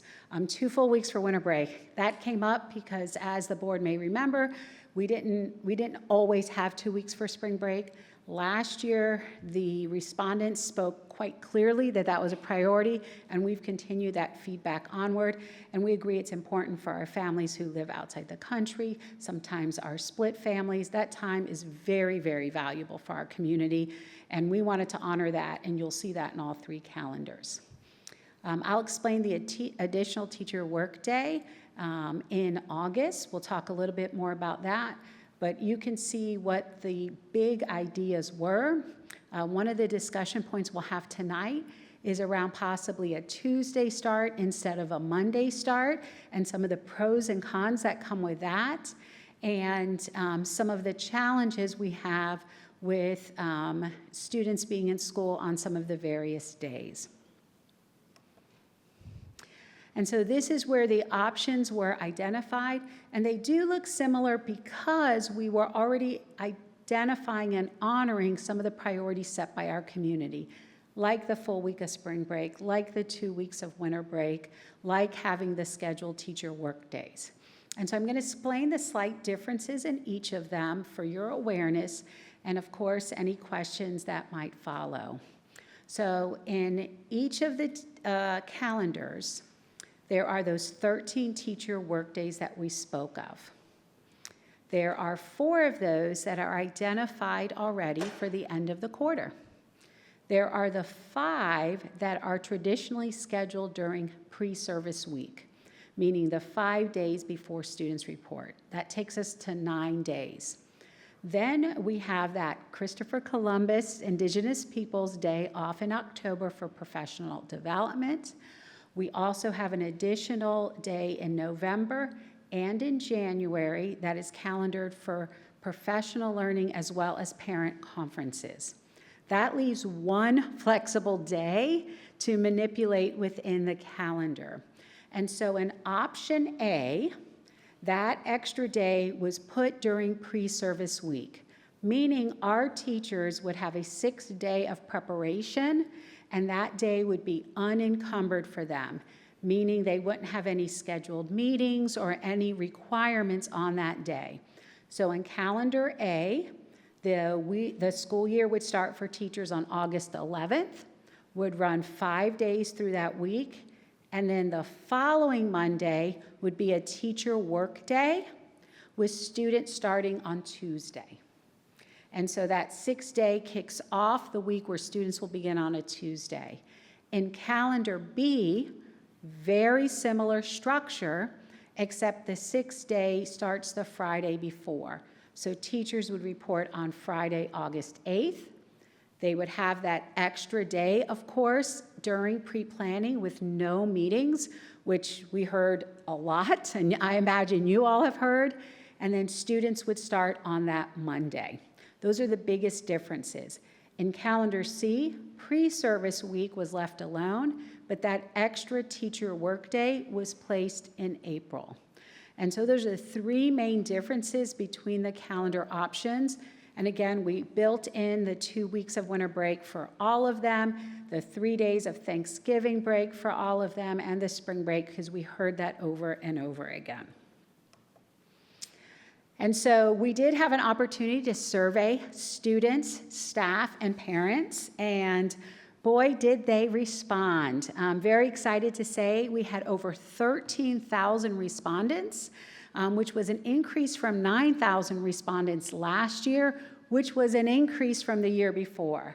So I have a lot of gratitude for our families and our teachers and our staff that took part in the survey because their feedback is critical.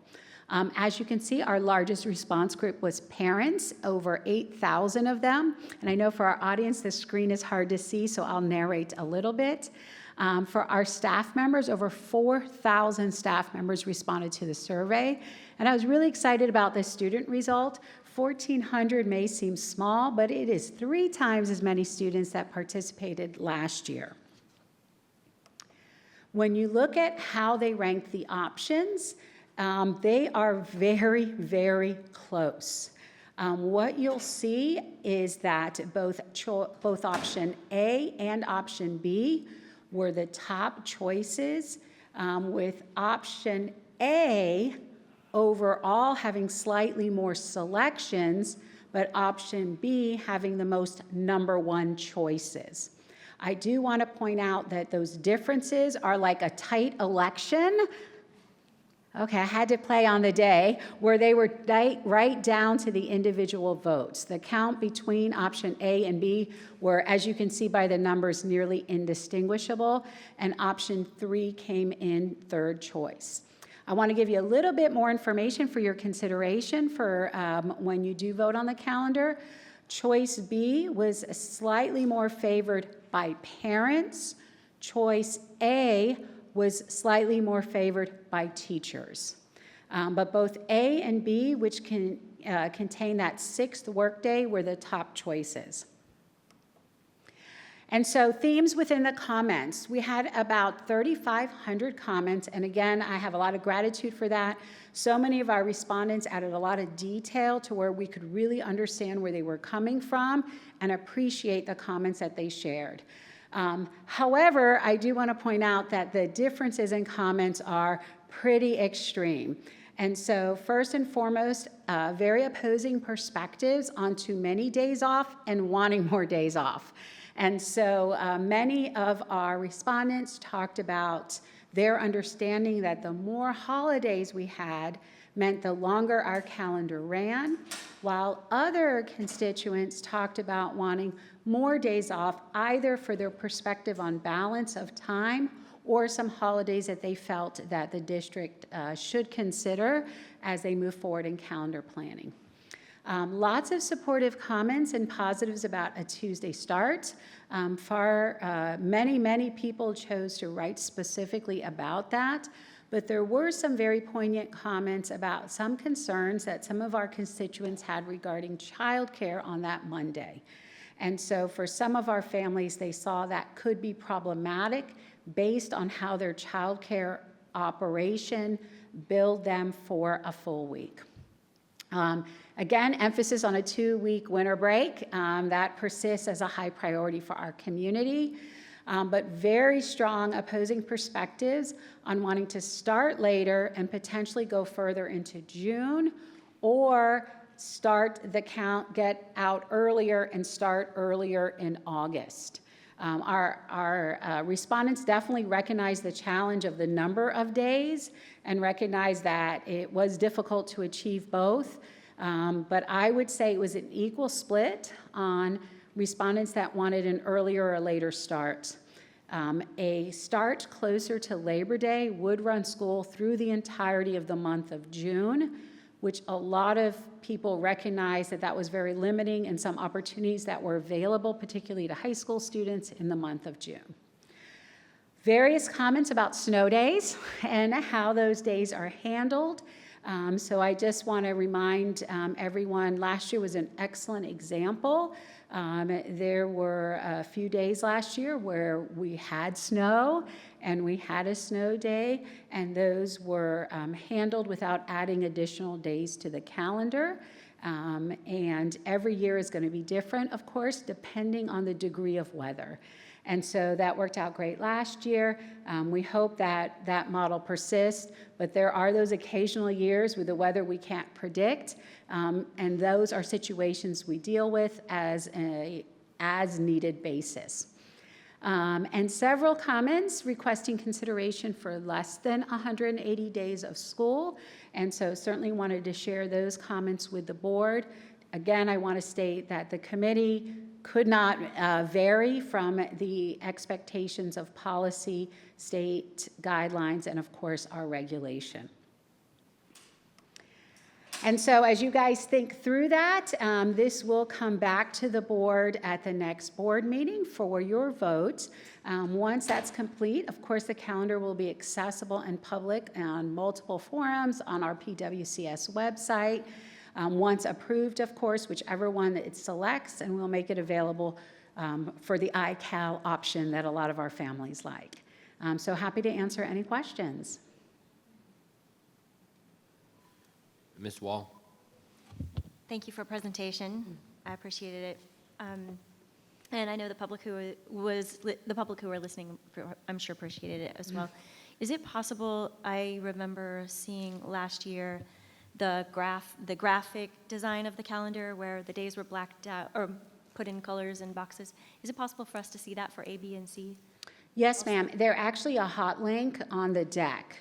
And so I can certainly let me go back and I will show you. Here, see where the A, B, and C are blued out.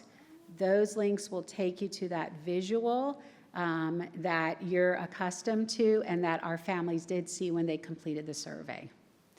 That is great news. Thank you very much. And we made sure that was available on the board agenda as well for our families. Mr. Dent. Okay, I'm going to ask the spicy question. The rhetoric is that we have all these extra days, you know, like these magic days. Why don't we use them? Can you explain that? I can. We're chuckling because I often use the word spicy, and so that got a chuckle from up here. I can. So as a division, Prince William County School is a 180-day school system, and that choice was made at a point in time of which I cannot identify. And so there are options to have it based on hours, and that would be the bare minimum. So if as a division we decided to calculate by hours, we would also have to track and make up days and time missed by hours as well. And so if you looked at 180 compared to 990, yes, there are, based on our school time and time in school, which is lower than a lot of other divisions, we do have days beyond the 990, but they're not actually extra days. It just depends on how those are calculated by the division choice on the school calendar. You're welcome. Mr. Wilk. Hi, following up on that, but there are a lot of extra hours beyond the 990, correct? Correct. Mhm. Okay. Yeah, they're not equivalent. 180 is not equivalent to 990 hours. There are hours beyond that in our calendar. And understood. I know a teacher contract has the exact amount of days in there. My goal, what I would like to see, given the increase and rise of PD, not necessarily just from the division, but from the VLA and all the training that has to come from that, I would love to see maybe some of those days become half days, and so that the second half of the day can be a time where teachers get some PD done, or that can be when the staff meeting is done, just to give some more breathing room to get things completed instead of the additional time that might have to be done on their own at home. So I understand where we're at with the 180 days. I respect that. That's, seems institutionalized here, right? Yeah. But my only request, and I don't think it's going to happen, but in the future would be looking at the ability to embed some more half days into it, so that way you still have the contractual days. My understanding from the state is as long as you serve lunch, it does count as a day. And so we could, again, put a couple half days in leading into different periods at the end of quarters, different things like that. I know our elementary teachers had a lot of They did. Parent-teacher conferences, that they had to do back to back to back. And I'm just thinking, again, if we had something more like this would give them the opportunity to put some of that time and do that there. And even, I know a lot of parents at the secondary level, I remember long ago, there was a day like when parents met with the high school teachers. It was like a conference day and stuff like that. And I know that was disbanded long ago before this administration.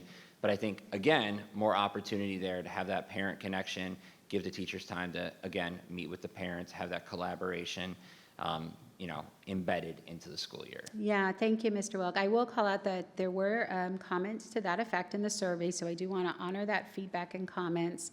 And I know from our facilitators that did come up in those discussions as well. But again, their scope was limited in current guidelines, and that would certainly be a board discussion item. Yeah. Ms. Argo. I agree with Mr. Wilk about the half days. I got one this year as a teacher, and it gave me enough time to collaborate with a colleague over grades. And it was time that we didn't have to search for. It was a beautiful gift. It was very relaxing. So I really would encourage the division to take a look at that. For any other reason, just getting caught up on those things is just really important. And I know I can't just collaborate with my colleagues. We all have different things we have to do. Some of my colleagues have second jobs, or they have kids that they have to shuttle places. So that time in the day really does turn out to be very important. So if there's a way we could work on a half day here or there to just the gift of time is really important. The other thing was we had the person come in and talk about the other EID. I went to look that up just to see, like this year, it's going to fall, the evening is going to fall on a Friday night. So that's not an issue. But looking at 2026, it's like... right after Memorial Day. Yeah. And I'm just like, yeah, it's Memorial Day is Monday, it's Wednesday. So... that is a big one. That is a really big one. It is the reason Muslims go on Hajj. It is in the Old Testament. It is the Abrahamic faiths, all three of them. This is one of the stories, the sacrifice of his son, and all the stuff that entailed. This is a really important one. I would really like to see if we could work that in. If you look at the B calendar, and then I don't know if there's a way we can do something slightly different with a work day for teachers, the last day for teachers. Why couldn't it be June 12th, but also make the student day June 12th as well, or something? Or make it a half day and then the teachers get the other half and they're peace out. I don't know. Yes, thank you, Mrs. Argabor. I can appreciate that perspective. We have board policy that does identify the specific holidays, and I know our employee calendars are also tied into that.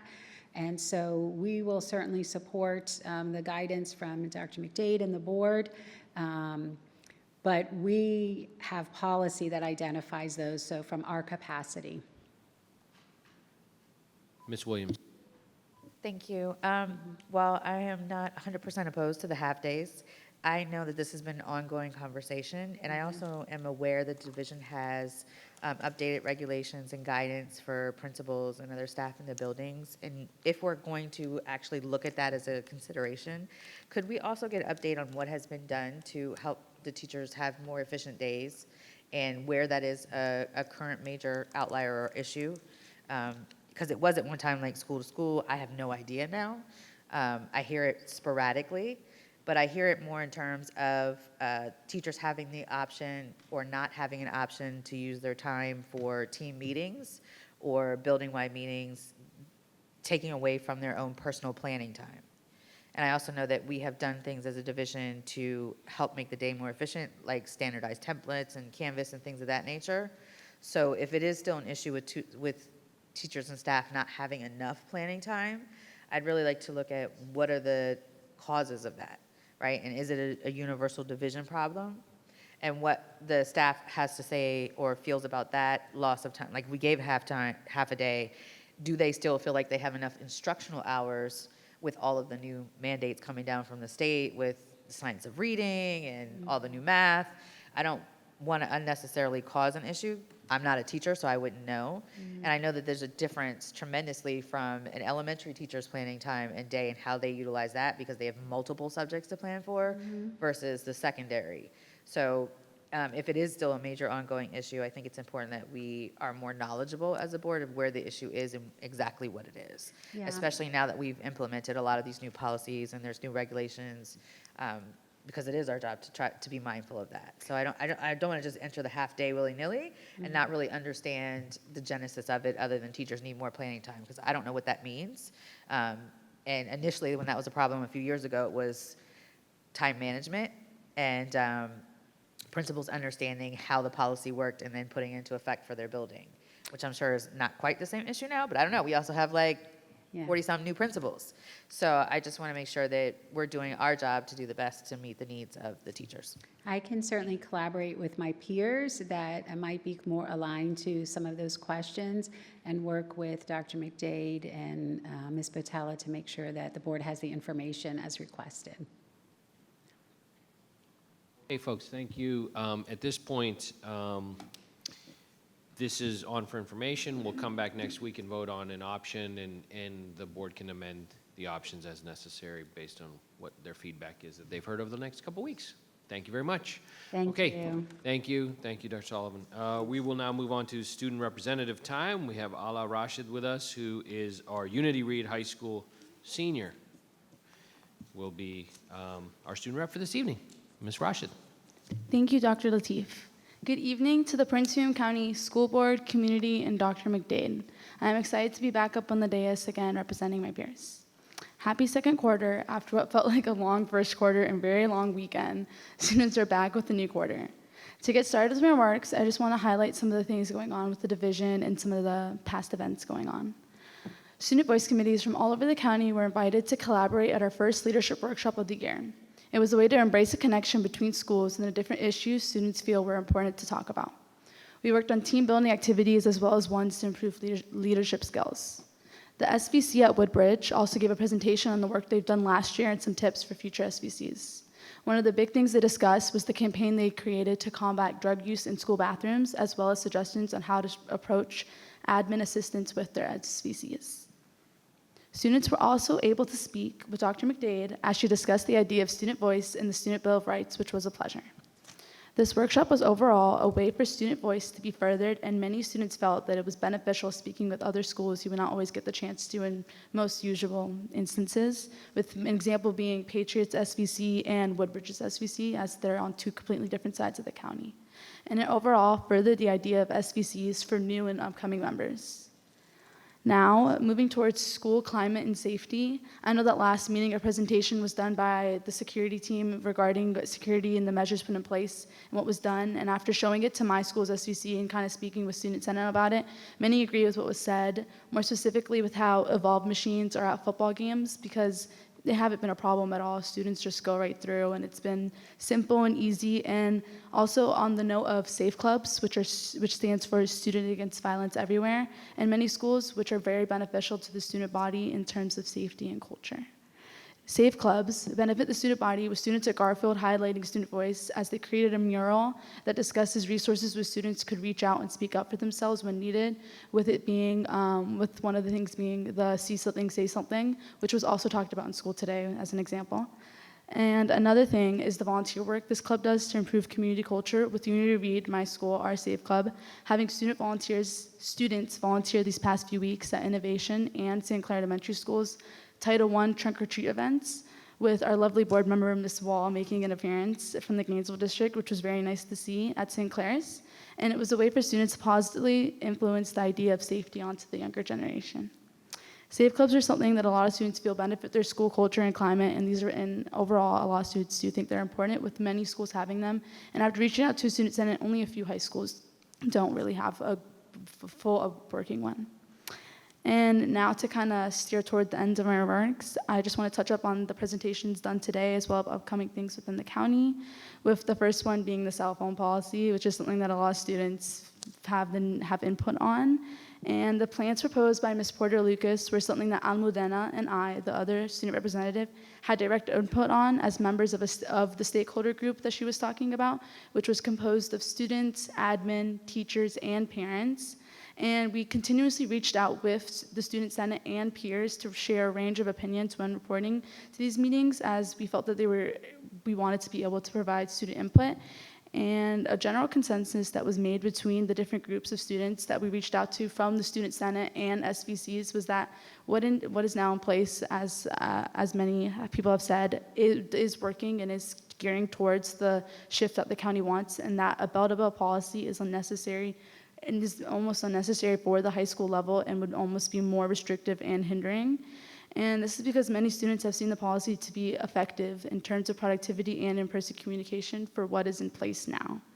One senator that I spoke to said that even though adjustments had to be made at the beginning of the school year, they were able to push through and see an increase in productivity, with it now being something that they've gotten used to and kind of adjusted to. And that school environment is something that they think benefits from this policy because it creates a balance for students who have outside responsibilities, and that allowing cell phone use during lunch passing periods gives students a chance to balance these responsibilities both in and out of school and manage proper use of cell phones. A bell-to-bell policy, though, is in many eyes is seen as restrictive because it creates a divide in many students' lives, with students having outside responsibilities, and this policy would require them to kind of adjust and uproot them in a very big way, as as not every boss is going to be open to waiting until 2:10 every day to find out if you're open to work a shift that starts at 3 o'clock. It just causes difficulties in student lives. With another thing to note is that for the presentation, it said personal laptops as well, which is another thing that a lot of students disagree with, and they feel that they should be able to have their personal laptops in school. And that was just something I saw in the presentation, so I had to talk about that. But it also does the opposite of what is needed, because a lot of students are already seeing the productivity with the current policy and feel that this is just going to cause a bigger shift towards disagreements between students and teachers and things like that. And then to add to some of the questions from earlier from the board and just some comments from the presentation, in my school and in other schools when I've spoken to student senates, The pouches and backpacks, it kind of varies between teachers. Some teachers prefer to use the pouch, or well, I've seen one of my teachers have a lockbox basically, and they put their phones and then they lock it, and then the class students get it, or if they have to leave early, they can just unlock and grab it, but she's watching it, so it's right there. And it just kind of varies between classes and teachers, because an example is my math class only has 11 kids, so she doesn't take our phones away because there's only 11 kids, but for her regular geometry class, she takes them and puts them in the pouches. It just depends. It's just teachers' preference and the trust they have with their students, because I've had her, for example, for the past 3 years. And then in class discussions, I've seen, when after speaking to the students, are more engaged, with my school being an example of after speaking to our SVC. My school requires every single person to take an IB English class their junior and senior year. So whether it's standard level or higher level, which is the more advanced one, they're required to have these discussions per IB and per the curriculum. So these discussions, a lot of students think that are more open and more participative. And then to add on to parents calling into the office, I've seen and I've spoken to other students how sometimes the office is busy and phone calls aren't really sent through. Sometimes, and with my personal experience with my mom, sometimes she won't even get to pick up until like the 5th call. So I think it just depends school to school. And having the bell-to-bell policy where students can't just contact during lunch if they need something, and having all these parents contact the office is just going to add more to the issue of having parents call the office, because sometimes they just won't answer. And I've had to personally, and my friends and my peers have had to personally go down to the office and ask them to answer the phone call that's being called right in front of them. And then another thing is that many SVCs have also led surveys, which I know you guys said they are informal though, not very formal, in between their SVCs and between their schools. And this is the information I'm getting, and I'm just kind of reading from the surveys and the summaries that the senators give me and stuff. And an example would be Colgan had a survey with their SVC, as well as Patriot and Unity. And then to add on to this usage of cell phones in schools, QR codes are kind of used around schools frequently, with the See Something, Say Something having at least 4 QR codes in my school and many in others. So students are using these QR codes to access something that's being encouraged to protect student culture. So limiting the use of cell phones throughout the day, whether it's lunch or passing period, kind of just shies away from the benefit of having all these QR codes around the school, as well as 2 weeks ago being Virginia College Application Week. That's another use of QR codes, because we were able to directly meet with our college admissions counselor. Furthermore, the proposed plans of option 1 today is something that aligns with student feedback I've seen and provided to you all, and many students do think that the recommendations from the county are better than the VDOE guidelines of a bell-to-bell policy at the high school level.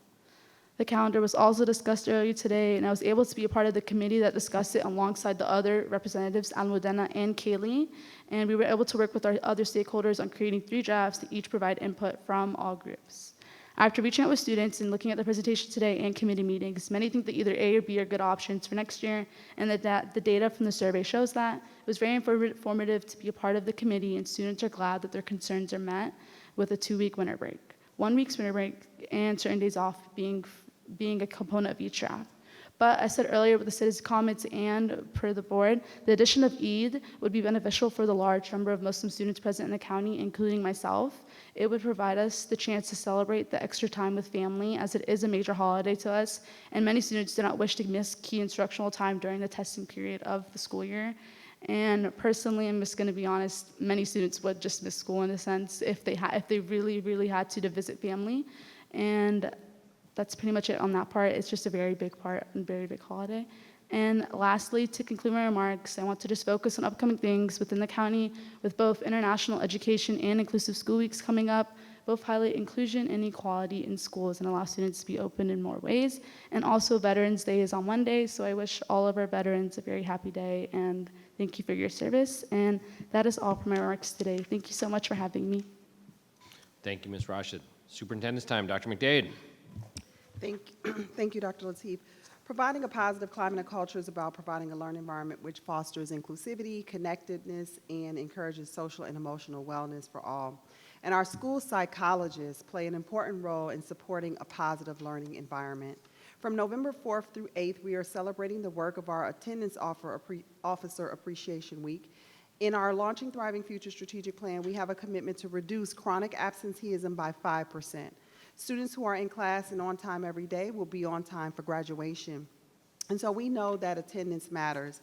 Our attendance officers work passionately to ensure students are showing up to school, and they need our help to show students we care about their wellness. As we move into the winter months, let us collectively support student success through prioritizing students' time in class, healthy habits, and engagement in after-school activities. From November 11th through 15th, we're celebrating the work of our school psychologists through School Psychology Awareness Week. Our dedicated school psychologists are trained to listen, help, and heal, and are available for your support and the support of others. We want to provide our students with every opportunity to pursue multiple pathways in securing their future. These pathways may be the military, career, academic, or entrepreneurial, but we want to help all of our students take the first steps after graduation. And November is National Scholarship Month, and our college and career counselors are prepared and eager to meet with your student to plan the launch of their thriving future. All PWCS high schools have a college and career counselor to support students in their post-secondary aspirations. And so we encourage you to have your senior or junior to set up a meeting with their college and career counselor and visit our PWCS scholarship webpage for more information. If you go to our website to departments and select student services and post-secondary success and choose college and career readiness, on the left navigation, you'll see the link to scholarships. If you have any questions, please do reach out to your student's college and career readiness counselor. And in concluding the superintendent's time, we do have a presentation this evening. And so at this time, I would like to bring forward again Dr. Stephanie Sullivan, our Associate Superintendent for Teaching and Learning. And Dr. Sullivan will be presenting an update on the independent audit of our English Learner program that was conducted in partnership with West Ed. Thank you. Dr. Lateef, Vice Chair Zargarpur, members of the board, Dr. McDade, thank you for this time to address one of our most critical groups of students and our efforts to improve outcomes for them in our school system. At the last board meeting, you saw the update on data regarding all of our student groups, and we all shared our concern and focus for improving outcomes for our students. And we are very fortunate to have spent all of last year partnered with West Ed to give us those external eyes on the strategies in our schools and places for improvement. What I will say is I wouldn't even use the word audit because it really was a partnership. West Ed, our consultants came in, worked with our teachers, worked with our principals, met with our parents, met with our students, shadowed students in their school day on top of an exhaustive review of data. By having the opportunity to work alongside them all last year, we were able to begin initiating process improvements along the way. And so today it is my pleasure to introduce Leslie Hamburger and Dr. Martha Palacios, who are going to share with you their work throughout the school year to identify areas for us to continue improvements. And then after their presentation, I will share some of the ways we've already begun the important work to improve opportunities for our students. I believe at this time I'm turning it over to Leslie. Thank you so much. And then here's your clicky. Okay. Just only forward, backwards if you need that. Okay. Good evening, Mr. Chairman, Dr. Lateef, members of the board, and Dr. McDade. Thank you so much for the opportunity to address the board about our study of English learner programs conducted in partnership with the division staff over the school year, the 23 and 24 school year. My colleague, Martha, and I are going to basically do sort of a three-part presentation. We will describe a little about the context and the current knowledge about the education of English learners and multilingual learners.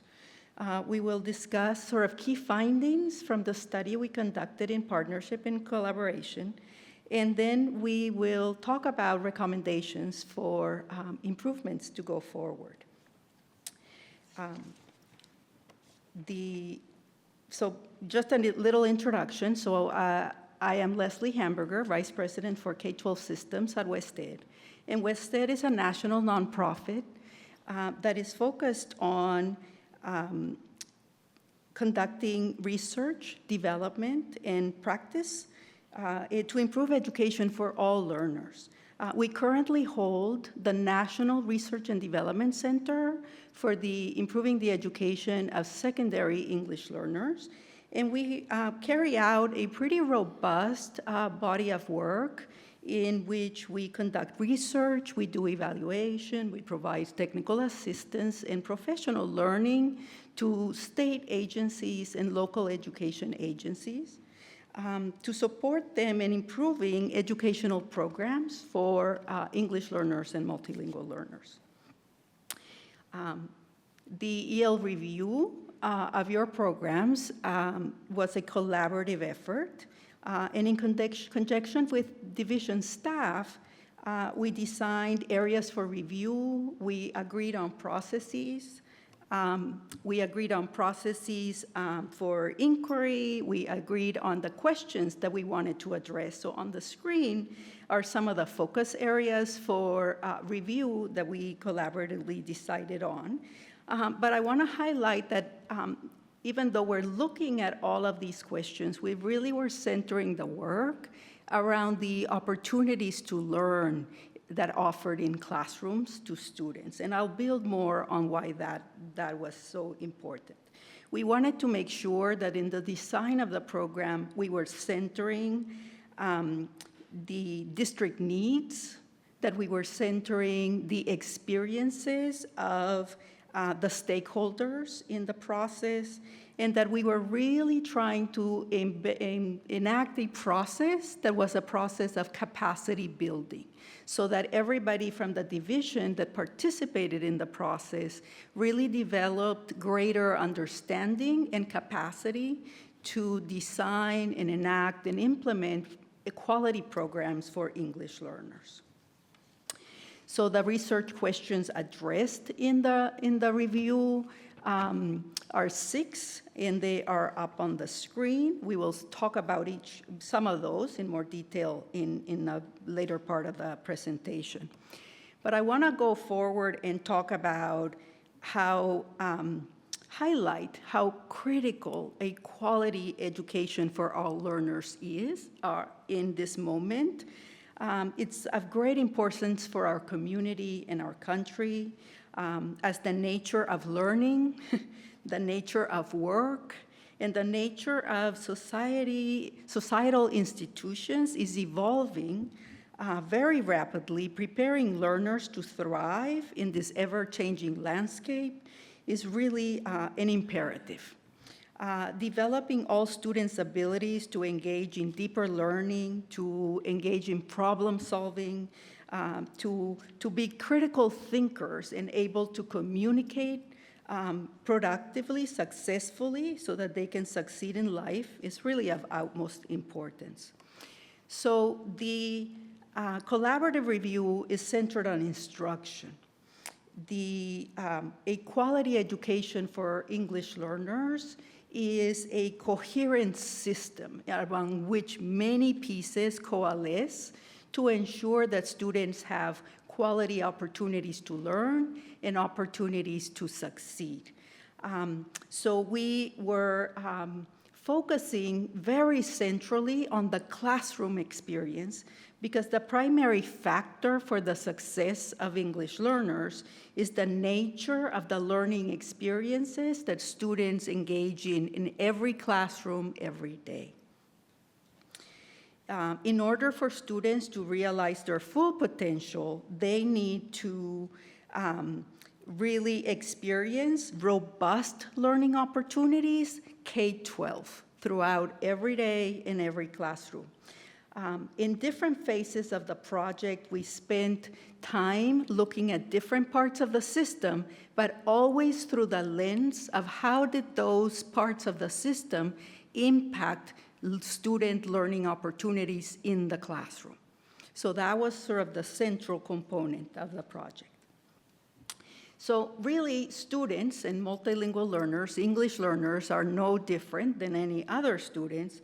Students learn because they're offered relevant, enticing, powerful, well-supported learning opportunities. And they need to have opportunities that provide intellectual push as well as high levels of support. And so through the project, we built a collective understanding of what comprises quality learning for language minority students. And I want to highlight a couple of key points about quality education for English learners, because they inform the design of the project. And it's the first idea I want to highlight is the idea that students develop conceptual understandings, the disciplinary practices, and the language to engage in learning together, in tandem. Those things don't happen in isolation. You don't learn language separate than what you learn content in math or in science or something else. The second point I want to highlight is that language develops in use as students grapple with important ideas, as they interact with their peers, as they argue and construct thoughts and ideas and present evidence for those ideas. That's how learning happens, and that's how language learning happens. And so these features of quality learning opportunities are reflected and those are realized in instruction that represents these three principles that we used as the lens for data collection and analysis in this review. So we focused very carefully in ensuring that students had learning opportunities that were characterized by academic rigor, which is defined as students engaging in activities that are deep, that are generative, that require higher order thinking, that require students to engage with grade level appropriate content, that students are engaged in quality interactions with peers and their teachers, in which they talk about ideas in ways that are sustained, that are reciprocal, that are building knowledge, and that there is a significant focus on language during classrooms so that students have opportunities to practice the use of English, that students have opportunities to develop understanding of how language works. So these principles were at the center of our observations and review and data collection and analysis. The project took over the last year, the 23-24 school year, and it had 3 phases. And what we were trying to do in the 3 phases were these 3 points. We were trying to develop an understanding among the division staff at what constitutes quality learning opportunities for an English learner. What does it require? What does it look like? What does it sound like? And then we engaged in a collaborative process of data collection and analysis and make sure to include sort of stakeholders at the center of that process.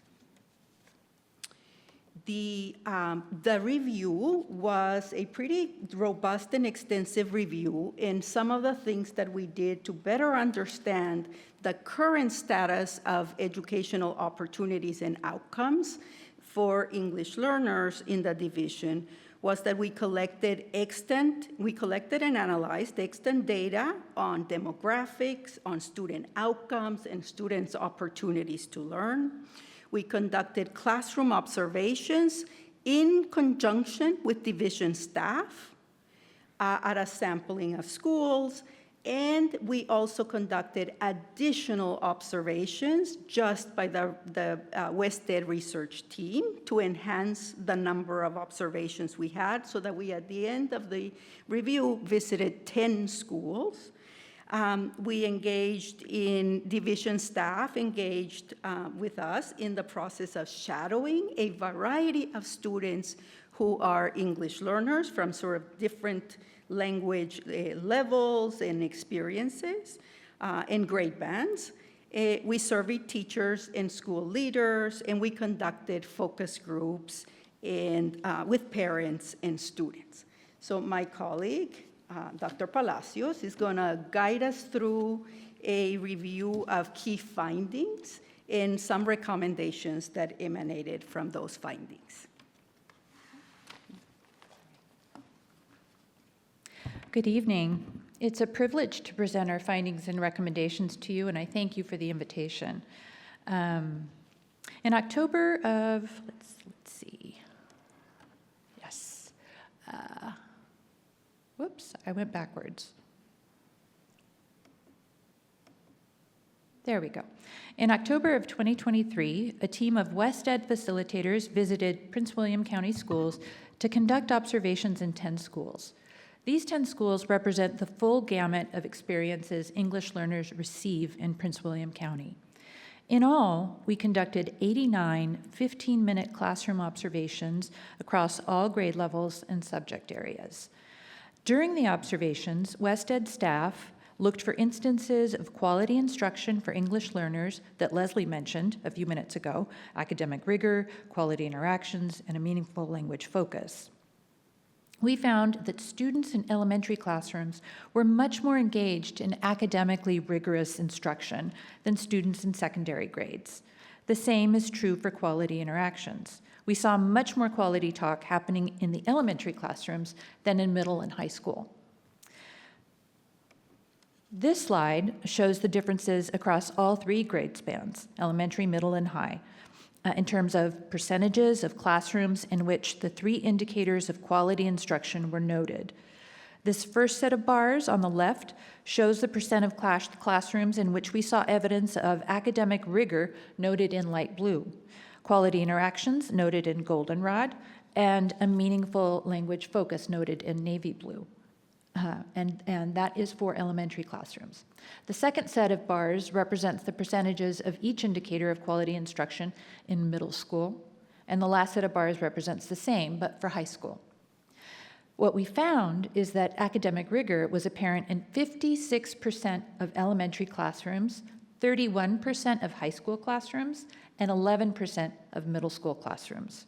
So as you can see, academic rigor was appreciably higher in elementary grades than in secondary grades. Similarly, our observations revealed that students in the elementary grades had more opportunities to engage in quality interactions than students in the secondary grades. Quality interactions were apparent in 44% of elementary classrooms, 28% of high school classrooms, and 11% of middle school classrooms.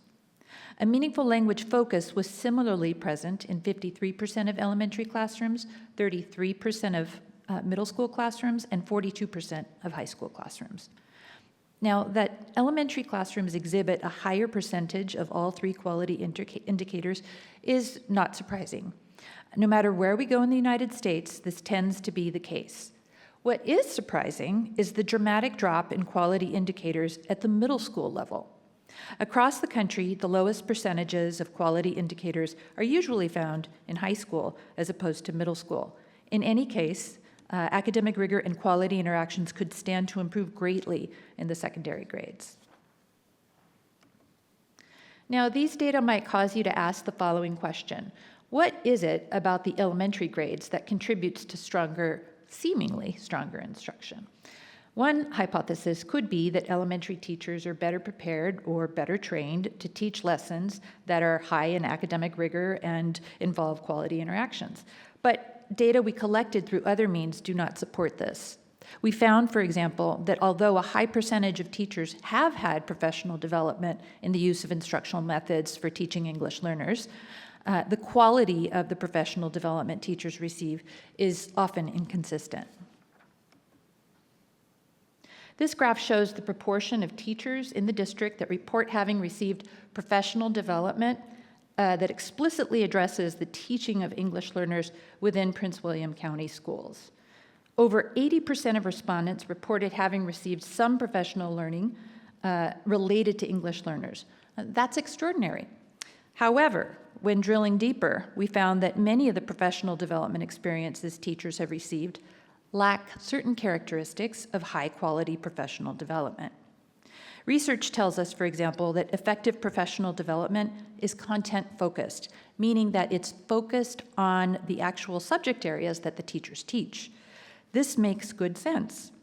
Good professional development should emphasize the academic practices, genres, and discourse patterns that are particular to each subject area. And yet, we found that roughly 75% of teachers who responded to our survey said that the professional development they received was somewhat or not at all focused on the content areas that they teach. In keeping with the requirements of the DOJ settlement agreement, the division's professional development plan clearly outlines the amount of English learner-related PD that is required of all educators in Prince William County. As a result, teachers have an extensive menu of professional development courses that they can select from in fulfilling their requirements. Many of these offerings are delivered online through Canvas. We found, however, that teachers clearly prefer in-person PD over PD delivered through an online platform. And in our own work as providers of professional development, we too have found that in-person professional development is more effective. 7 Steps is a professional development program that is highly favored by many staff here in Prince William County, and it's also been consistently and well implemented throughout the division. Yet many report that it promotes the use of isolated teaching strategies as opposed to a holistic, content-centered pedagogical approach to teaching English learners. I also want to mention that one of the things that we learned is that collaborative learning teams, or CLTs, are required mechanisms for collaboration among teachers in a school. So this is a good thing. But these too are implemented unevenly. Some schools require that CLTs convene regularly and follow a prescribed format for the meetings, even taking detailed notes and sharing them with others, but other schools do not. A third key finding that we will share with you tonight, again, the full report discusses other findings in detail, is about school administrators' calls for more centralized guidance and support from the division in regards to English learners. One of the themes we saw in both surveys and interviews with school leaders is that the resources and opportunities available to English learners are uneven across schools. For example, an examination of the budget guide for Prince William County revealed that schools receive an annual allocation of $3,015 per English learner if the English learner is at levels 1 through 5 as determined by the Access. That's the state English language proficiency assessment. This, however, results in inequity among the resources that English learners receive.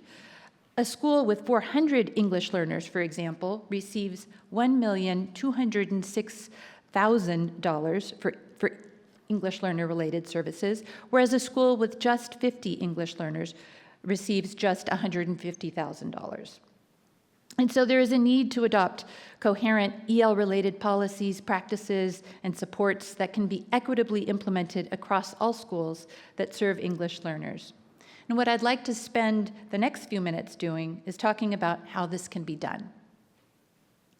Something we learned in our data collection activities throughout the division is that there is not a consistent observation or classroom walkthrough tool that is used to give feedback to teachers on the instruction they provide to English learners. Where it does exist, it varies by school.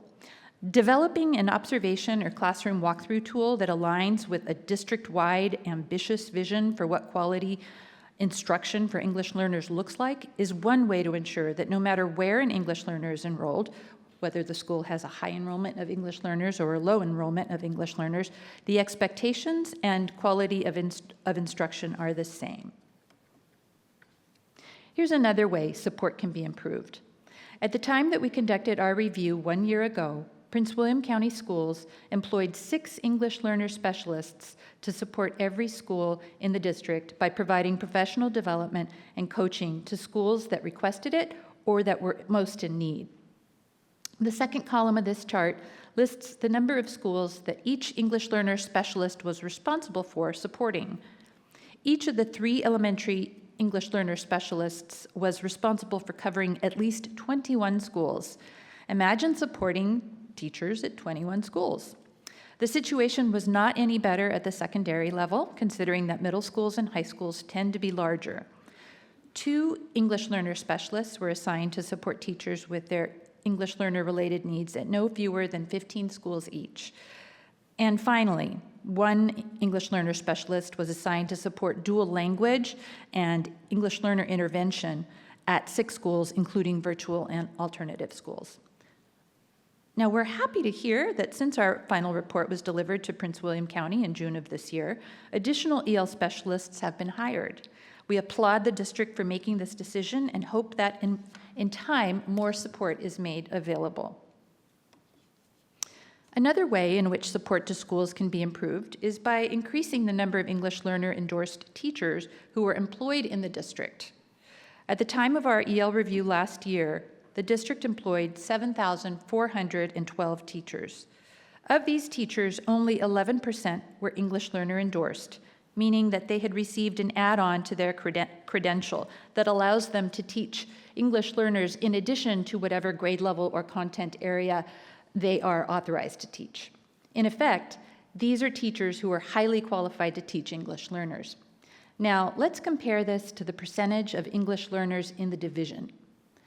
22% of all students last school year were English learners. In our estimation, the percent of English learner certified teachers should match the percent of English learners in the district. We recognize how hard this is. Hiring teachers is difficult no matter where you go these days.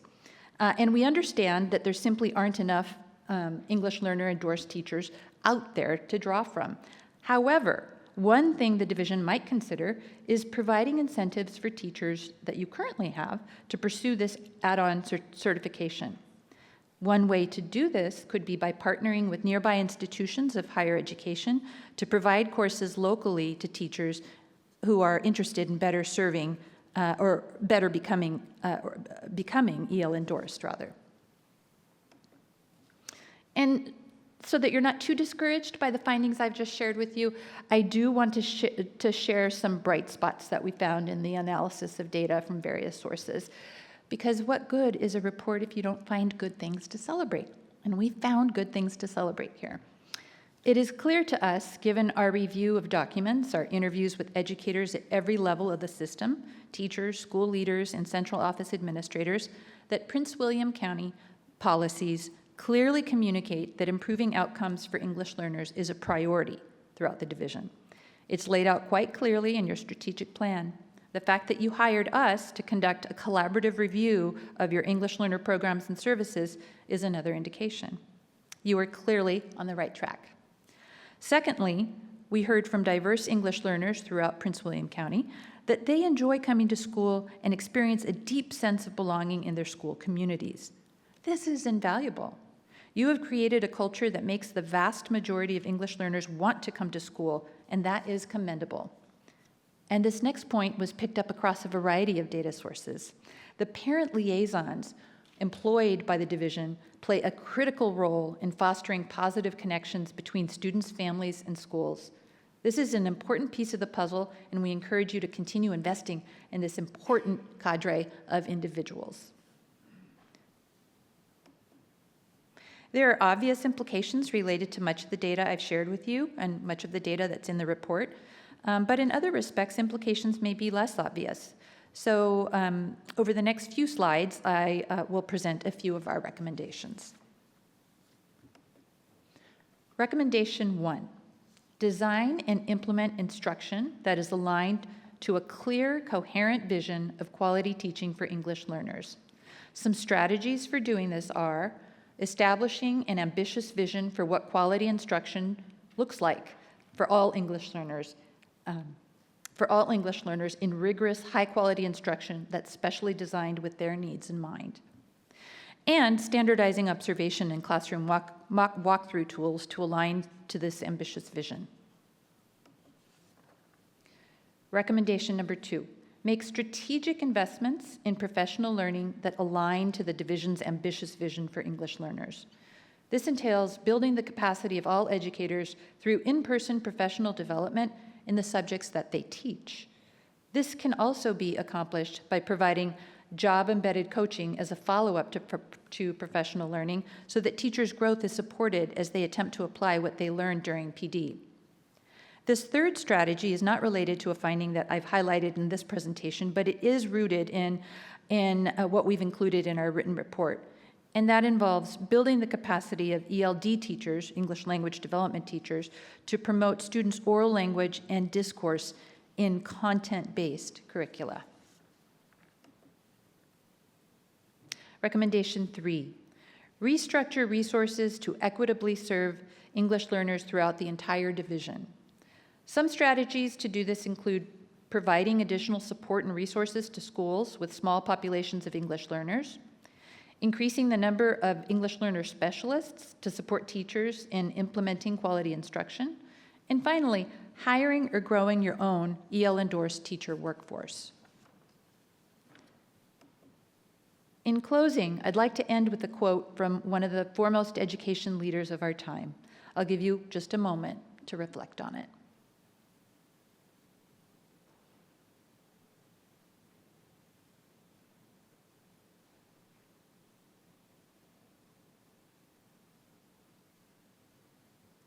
We chose this quote because we think it says it all. You can redo all the curriculum, management structures, and compliance systems in the world, but unless you pay attention to helping teachers learn how to teach kids well, it often doesn't amount to a lot. We encourage you to keep this sentiment at the center of your decision-making, and with that, I'll turn it back to Dr. Sullivan. We're excited to hear about the good work that she's doing in improving instruction for English learners. Mm-hmm. Thank you. And so, as I mentioned before, we had an opportunity to work with them all last year. So we have already accelerated responsiveness to the recommendations that we found. And so, although there is much work to do, I think you will be very pleased with the progress that we have made so far to improve these very specific recommendations. I do want to recognize Dr. Linmara Colon. She is the Director for Student Opportunity and Multilingual Services. She could not be here tonight, but she is central to the work in the division and improving outcomes for our students, so I did want to recognize her work in this area. And so, as I mentioned, they recommended 3 key buckets of strategies. And so I want to address all of those with what we've done in progress and what work still has to be done. So in terms of developing a clear and coherent vision of quality teaching for English learners, a very formal process we will be embarking upon this school year to work with multiple stakeholders to identify exactly what that vision is. But significant work has already been done in curriculum to support those instructional lessons. Prior to this year, we did not have formal curriculum guidance support plans aligned to instruction for our English language development classes, and we launched that across the entire division this year. We have worked with all of our school leaders and our ELD teachers to make sure they understand how to utilize those units that are built on high expectations for students, quality interactions, and of course the academic rigor that they spoke of. So that is new this year and something that has launched well. Certainly some growing pains when you have new expectations, but we're really proud of that work. We also enhanced every single one of our curriculum plans for every subject area, math, English, science, social studies, any grade level, with alignment to the English acquisition standards. And so now when a teacher is a math teacher and they are pulling up their curriculum guide, they are seeing explicit alignment to the WIDA standards that are about English language acquisition, so the teacher has embedded strategies and approaches to maximize that content area time in addition to that ELD time. One of the things they mentioned was a research-based observation tool. We launched that this year as well. Worked with some additional partners to identify ELA walkthrough tools that were consistent with the expectations that we would like to see in our ELD classrooms as well. We have launched training and readiness across the division, have already conducted a significant amount of walkthroughs, and our principals are accustomed to that. So we are, as a division, utilizing the same tool to give consistent feedback to our teachers. Because when different sectors of the organization are giving different feedback, that creates some of the incoherence that was witnessed. The other thing that we've aligned in a formal manner is co-teaching. Co-teaching still needs a little bit more work, but what we found is that we were not maximizing the benefits of two professionals in the classroom. In a co-teaching model, you might have a history classroom with a history certified teacher and then an ESOL certified teacher in the classroom.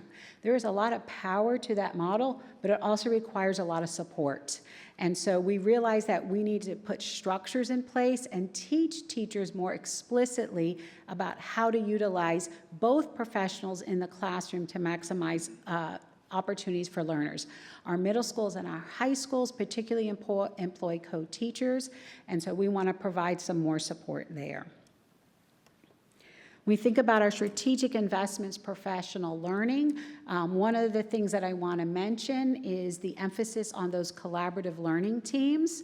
We additionally launched a division-wide framework for collaborative learning teams. So our presenters mentioned that it was a bit incoherent depending on the school, depending on the team. We certainly agreed with that. Our principals agreed with that. Our teachers agreed with that. So we've had a tremendous response from the school community about our new framework for high-quality collaborative learning teams. We are continuing with our current professional learning platforms and supported additional learning for language acquisition. However, we do still need to grow in the area of subject area specific.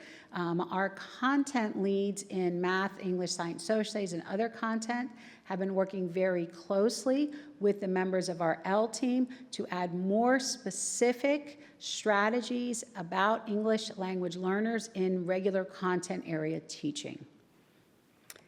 To take a look at restructuring of resources, I want to recognize our finance department. We've been doing a lot of parallel work in equitable resources and how to provide appropriate resources for our L instruction in particular. So I've worked very closely with them and our consultants on finance.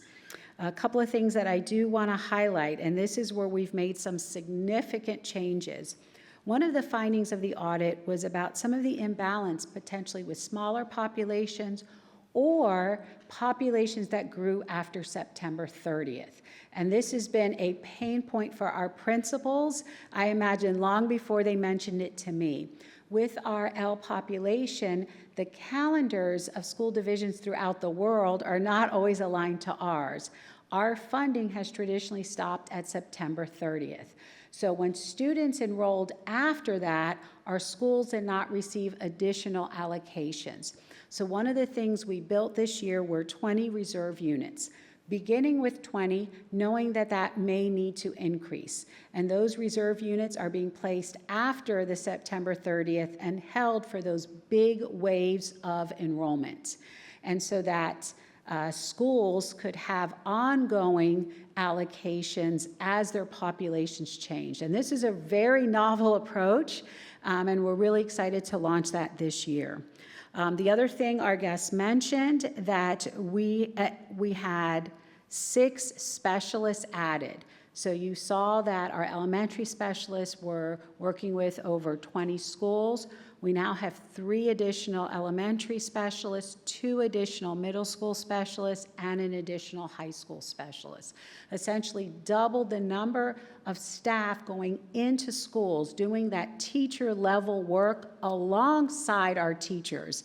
And that's really our specialty, our specialist expectations, to be in the schools working alongside teachers who really want to do great work in this space but just need some help. That also was new this year. One of the other things we added was L teacher leads. We allocated 15 positions, and those teacher leads are for schools with significant percentages of L students.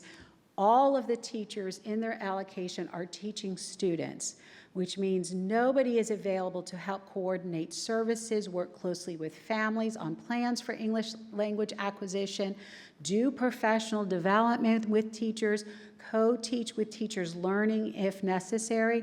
And so those are being allocated actually in the very near future because the 930 numbers just came in. And so we will be allocating those. And then the other area that we decided to put some additional resources that may not be dependent on what we know is not a never-ending supply of teachers with L certification.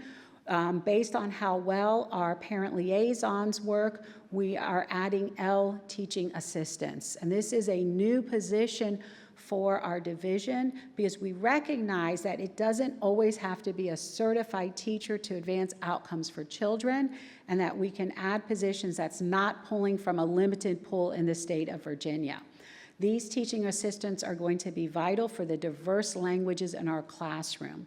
Our ELD teachers often have 25, 30, 35 students in a classroom of varying languages. And keep in mind those ELD classrooms are primarily level 1 or maybe level 2 students who don't have English mastered. And so by providing an assistant in an alternate language, we can provide more support for those students. And so all of those are new this year and part of the first steps in us addressing some of the needs for our students. Our presenters mentioned our funding formula that is based on one number for regardless of the student need. In working with our finance team, we have modified that as well. So our funding ratios have changed based on student level. So level 1 students, schools will be moved towards a funding formula of, for example, 1 to 20. Our level 4 students will be funded differently. And so that way, we're actually providing resources based on the needs of the students. Some of our schools have a huge number of level 1s, others have a huge number of level 3s, and we want to make sure we honor those differences. And then finally, we also wanted to highlight the importance of that home-family-school connection, regardless of our student population. From our gifted students, L students, all the different student groups, family engagement is a high priority. And so we are continuing to work with ways to engage our diverse stakeholders and not have language be a barrier to their involvement in school. We are beginning a parent academy at our Global Welcome Center to teach our families from other countries how to be engaged in our school system. You know, we have an excellent and robust translations and interpretations department. We have increased our partnerships with local agencies to help us do this work and continuing to strengthen our communications with our family engagement series. And so by working all of these angles, we have begun the important work of improving outcomes for our students. This will be a never-ending quest because we want to stay on top of best practices and research and opportunities for students to learn. But based on the feedback of our partners, we had a roadmap. And so as somebody who came in new to the division last year, having that partnership was invaluable to expedite understanding the needs of our community. So I want to thank our partners, thank the board, and happy to answer any questions. Dr. McDade, Dr. Solomon, thank you. This is, and to our guests from West Ed, we really appreciate the time, the effort you've put into this work. You know, before we even start implementing this work, we did just by, you know, using our bootstraps, made a significant improvement in graduation rate for English learners over the last year. Huge. But we have to sustain that. You know, it could be a one-time jump from just recovery from the pandemic. It could be a fluke. I don't think it is. But this is the long-term work that we actually need to be doing, should have been doing a long time ago. I think it's another data point in the story about us moving from more building managers to instructional leaders. And I think this work is critical, and I really appreciate it. There's a lot in here, and I hope the public takes some time to take a look at this. We are taking this work seriously, and I think it'll have enormous payoff. You know, what was the percentage of English learners in the school division? 25%? Yeah, so, and that's all languages. It's not just one. I mean, we're talking like, you know, Dari, Pashto, Spanish, you know, I mean, it's whatever.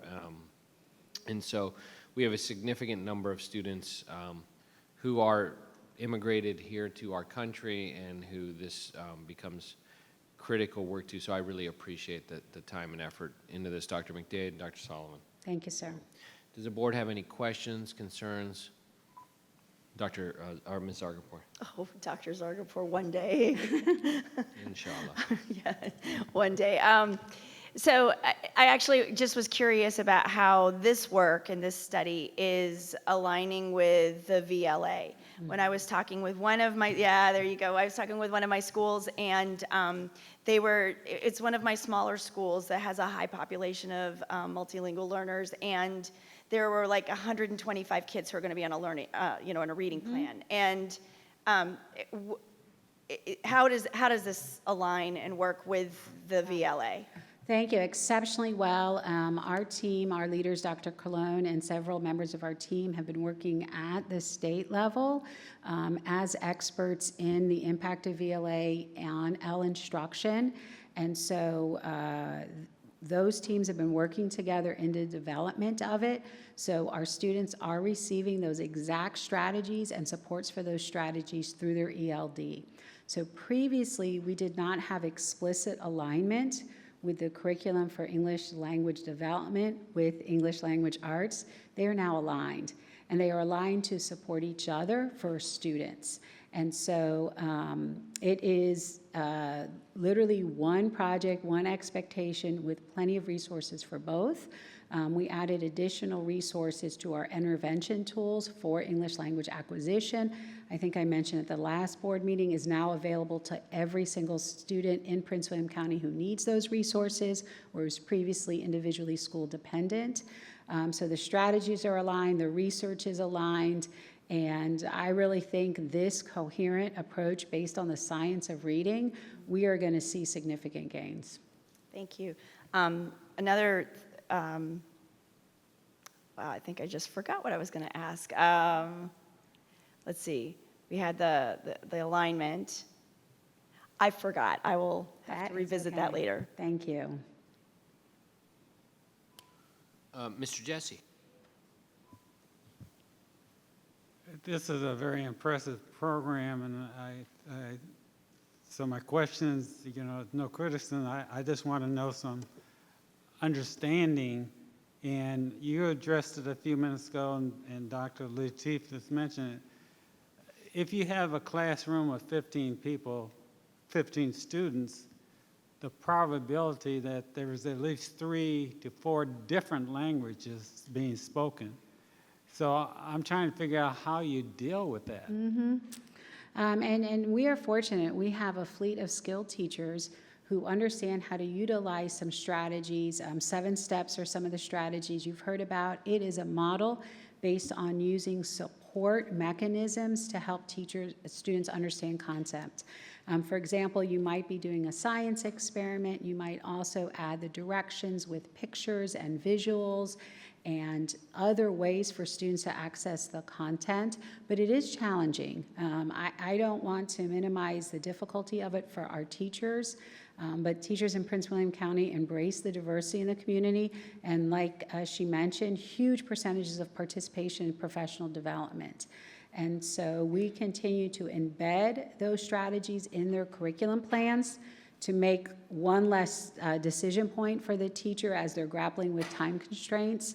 But it is difficult. Children at a younger age acquire language extremely quickly, but we also have seen remarkable rates of English language acquisition in our older students that often make us adults here wonder how they're learning a second language so quickly.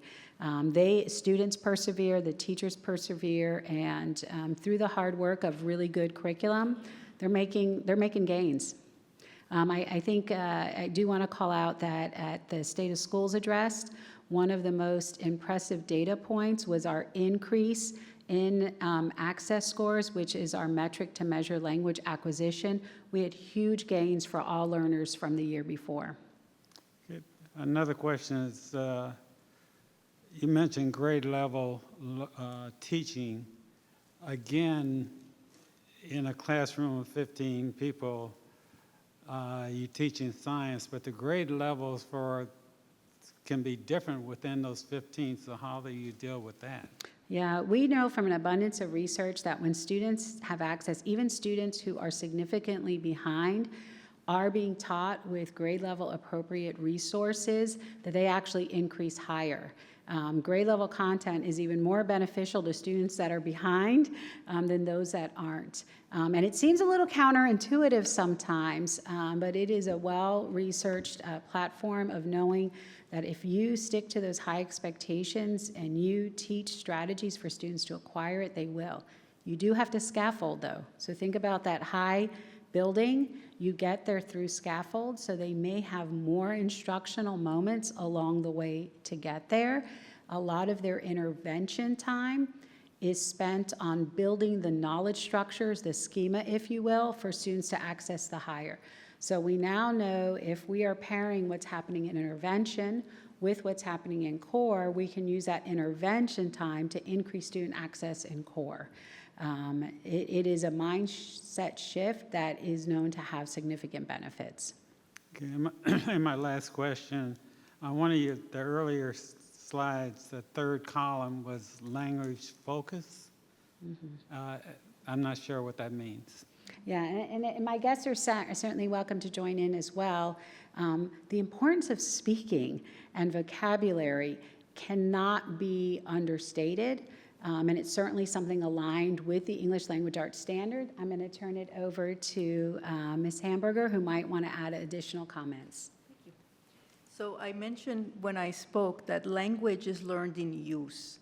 So in classrooms where students who are multilingual learners, English learners, can thrive and where we can accelerate their learning, they need to have a strong focus on language. So opportunities to practice using the language in the discipline abundantly. The research shows that particularly in secondary schools, English learners spend less than 2% of their time talking in English about content. And that's not adequate at all for their development. So a language focus is about creating opportunities for abundant language practice, is about focusing on how the English language works. How do you use language in science or in social studies to construct arguments? Because it's different from subject area to subject area. So having a language focus is really explicitly teaching how the language works, how do you use it, and practicing abundantly. Thank you. Mm-hmm. Ms. Wall. All right, thank you. This is really great to get an update on. This was one of the concerns I had identified in past years as being one of my highest concerns is how we're teaching English to our students that we need help. So this is really, I found this really informative, and I appreciate all the work that was put into it. Thank you. I had just a couple of questions. I'm still a little unclear about the professional development piece because I saw on slide 14 a reference to the 7 steps, which I'm not an English language educator, so forgive me. But I also saw on slide 28 a reference to 7 steps. So what are our plans for professional development specifically, and how does it differ from what we used to do? Because that slide where it looked like 90% of our employees were like, yep, we got professional development, but it wasn't very effective. And then it seemed like 7 steps was listed as kind of like what we're going to be doing going forward. if you can fill in the gaps for me to help me understand like what the change is, because we can hire lots more people, which it looks like that's a big part of our plan. But I want to know like what is the effort to like get our folks really, like really proficient, like beyond proficient with the actual teaching part. Yeah. And so that they have professional development that they find really useful, and then they can turn around and implement it. Absolutely. In Prince William County Schools, it is essential that each of our teachers have a high level of proficiency in teaching language acquisition. And for it to really be the model district that I know that we can be, it has to happen with that expertise in every classroom. And so our prioritization up to this point has been a general level of understanding for all of our teachers. 7 Steps is one of the models we've used, and it is really about some of the things Mr. Jesse mentioned about helping students access content outside of their language comfort and some really specific strategies. And our teachers have repeatedly mentioned how much they enjoy it. It gets a lot of positivity because it's concrete strategies. However, it isn't the entire answer. It is the first sort of covering of a foundation of common language and understanding about how to help students acquire language. Our next step, I agree with our consultants, are how can we do that at a more deep level with our content professional learning and within the constraints of the time and the day. And so what more can we do with job-embedded professional learning? And so our student learning team and L team are working really closely together to provide more unified. So when I'm learning about math, I'm also learning about how to help students acquire language in that space. But it is definitely the challenge that we face because our goal is to have an entire fleet of teachers who are experts in this work. And so we will continue a variety of approaches to make that happen. But it is not something we have a checkbox completed next to, but we have taught strategies at scale. The strategic plan did specifically call for teachers being trained in 7 steps as a strategy. Several of our schools have done the second level of it, which gets to even deeper levels of engagement for teachers. But to really be the model that I know we can be, your math, your English, your science, your social studies teachers all have to understand the concepts of teaching their content area in a language-rich environment. And so even if they're not the expert in acquisition, they are experts in using language more meaningfully. We ideally want students to have opportunities to read, write, and speak in every class every day. Those strategies will build the capacity of our students when they are doing more engagement in classes every day. Our new walkthrough tools were specifically designed to track what the students are doing. So we're moving away from micro-analysis of teacher actions to really looking at what students are doing in class every day, how many times they have those meaningful engagements. So it's an ongoing project for sure, but we have to get to scale. The other initiative that I haven't spoken to that our guest mentioned was the need for more content teachers to have L endorsement. Been working with our partners in HR for the last couple of months to incentivize exactly as they said, so the board will be seeing more on that because more content area teachers that receive that endorsement not only have the skills, they can provide services for students within their classroom so they're in a more English language rich environment and not in a separate class environment. So that is one of our strategic initiatives for next year that I imagine the board will see. Thank you. I had another question, if it's all right. The schools with the smaller populations of English language learners, I saw how our strategy is adaptive to when we get an influx of a lot of students, like where you have a small number of students, but then you go to a larger number of students. But what about the schools where they just kind of have a smaller number of students, but they don't really have a lot of resources? Yeah, I should have mentioned those reserves are for both scenarios. Oh, okay. So they're for a scenario when we evaluate their staffing against their small number and it doesn't get them the support they need by grade levels. So sometimes even if they mathematically, let's say, earn 1, they might need to, because that is a disparate amount of students that need services. And so those are for that scenario as well. And the work that Mr. Yusuf is doing on equitable funding with our consultants there, we are looking exactly at those small school scenarios where the resources, you can't fraction out the resources necessarily, and you sometimes have to make those whole, which is why you see those increased costs in smaller schools. Right, like a 0.4 or something. Exactly. How do you have a 0.4? You can't, and so, Yeah, okay. so those, So that's kind when of we built say, to be flexible for that. right, when we say 20, they're not necessarily 20 separate. I could be taking a 0.4, a 0.6 to help marry those units. Okay, thank you. That's a good clarification. And if I may ask one additional question, thank you. Will we be getting an update on this at the end of the year? Because I would love to follow this up and see how we're doing with the changes that we make. Well, we will certainly support whatever the board would like.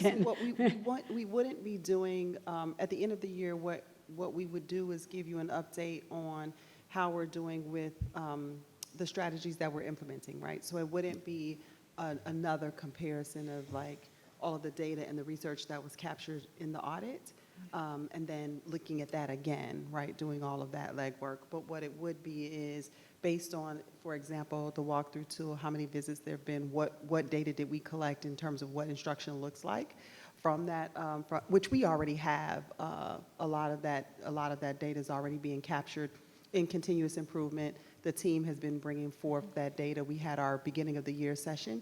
So then at the middle of the year, we'll be able to see what the classrooms look like from using that walkthrough tool, and then again at the end of the year. So we can give those types of results as an update on how the work is progressing from where we are today to what it looks like at the end of the year. So we certainly can provide that. We can do a board memo update too, just detailing everything and giving you all of that data. Not necessarily the type of presentation that you got tonight. Yeah, I agree.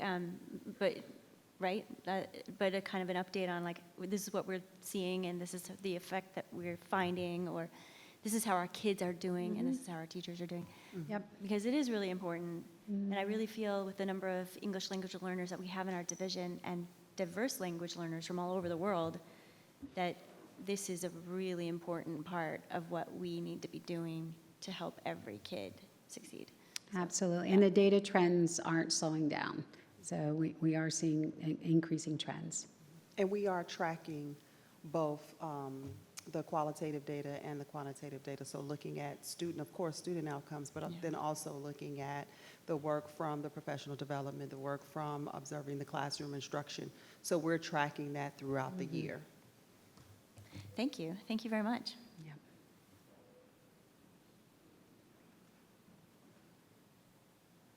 Okay, thank you, Dr. McDade. Thank you, Dr. Sala. Appreciate it. Moving on to committee updates, we're going to go to 2001. This is a committee I serve on. It's a group of the 9 chairs and vice chairs of the 9 school divisions in Northern Virginia: Fairfax, Loudoun, Arlington, Alexandria, Prince William, Manassas City, Manassas Park, Falls Church City, and Fairfax City. We've been meeting over the last few months. We typically meet on cross-jurisdictional issues that impact all of us. We've been working on this effort over the last few weeks, last few months really, on concerns about the new implementation of the accreditation program that the Virginia Department of Education is asking school divisions to implement. The school divisions, we've brought numerous concerns up and had discussions with our administration regarding this. The Virginia Association of School Board Associations and the Superintendent Associations have made their voices clear to the state superintendent and the State Board of Education regarding concerns about the speed at which this is being implemented, the concern of the algorithms being used to assess our schools, and then once a school is deemed needs supports, there's a lack of detail on what that will mean if we're going to get funded for the concerns. And so the group has decided, and this is a group that we meet out of George Mason University's Regional Elected Leaders Initiative, decided to put together a joint statement asking for concessions from the Virginia Department of Education regarding its implementation, and more specifics on how the funding, if any funding will come, will look like. And so I'm going to ask the board to authorize me as chair to sign this positions paper that we're working on now regarding this. Many of the other school boards have already included this work in their legislative agenda. We had not, but I'm bringing this to the board to ask for authorization to sign the letter. If you want to read the action, Ms. Argapur, for a motion. All right. I move that the Prince William County School Board authorize the board chair to sign a joint position statement from the members of the regional school boards, Northern Virginia Public School Leaders Network, to the Virginia Department of Education and the state superintendent requesting a delay of at least 1 year of the Commonwealth School Performance and Supports Framework. It's in board docs. On recommended action. Oh, on the statement, you mean? The statement, no, it's not been you're giving me permission to go ahead and sign a statement that will be drafted and sent once finalized. So before we do that, we're asking each of the respective boards to go and discuss that with their board. All right. Mr. Jesse. Are you saying that the board will draft it, and you, not you personally, but the other board? We're all, yeah, everyone will sign it as all the chairs from all the different jurisdictions. My guess is that I would probably accept it, but I feel a little uncomfortable signing something that I haven't even seen. I'll send it to you all before I sign it. But to move forward with it, to offer, just to make it move a little quicker because it's coming up to joint legislative agenda time anyways, so I thought we'd put it on like this. But I'm happy to share it with you all as it gets put together. I have a question. Yeah, Ms. Wall. Which jurisdictions did you say? Fairfax, Loudoun, Prince William, Alexandria, Arlington, Manassas City, Manassas Park, Falls Church, and Fairfax City. Okay. Fairfax City's kind of Fairfax. I don't know if they come on their own. They have a separate board? Yeah. Fairfax City. Yeah, so this is one. Oh, I see. We'll go back to that. Yeah. I didn't know if there was one on there. Okay. For committee updates? Oh, okay. I'm sorry, I skipped that. We'll go back to that after I do this. You're not upset? Okay. All right. Okay. Do you have a second? I will second the motion. I second the motion. Okay, you got a second? Okay. Please vote.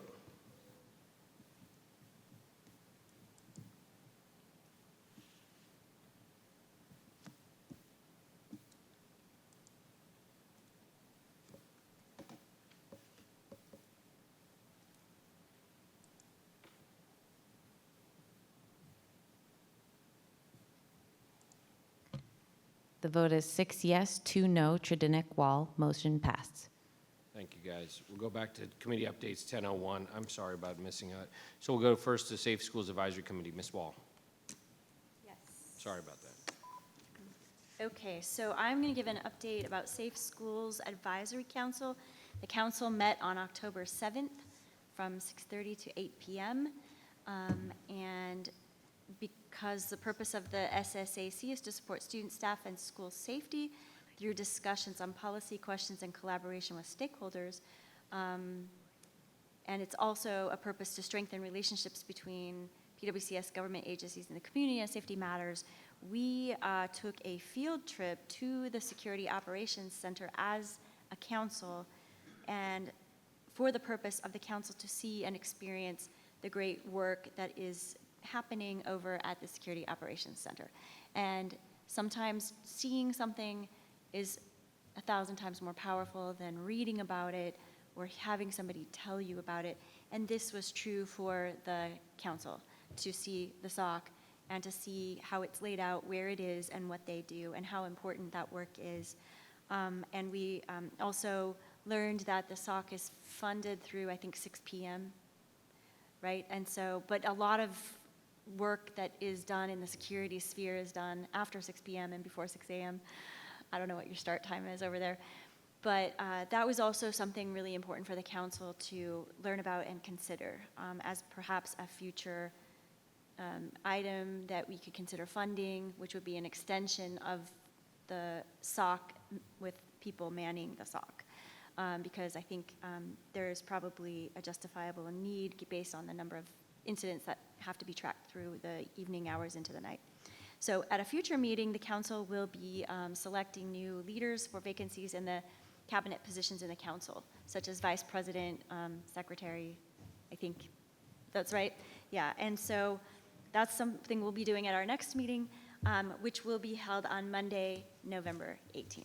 So if any public is interested, listening out there in Cyberland, if you're interested in coming to a SOC, we meet on November 18th. And that's all. Thanks. Thank you. Thank you, Ms. Wall. Next up, Head Start Policy Council, Tracy Blake. Thank you, Dr. Lateef.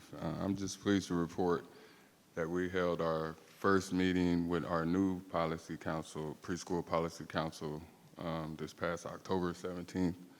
And during the meeting, we voted in the new officers, and I'm pleased that the president and vice president both held out in the APSCO district, coming from Dale City Elementary and Minnieville. So we had good representation. We also conducted a training for the new council members, and we reviewed budget reports and the program reports, which are essential for our ongoing efforts to enhance services.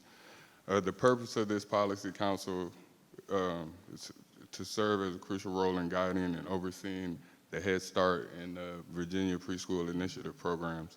Some key purposes of the council are parent involvement, program oversight, and community engagement and advocacy.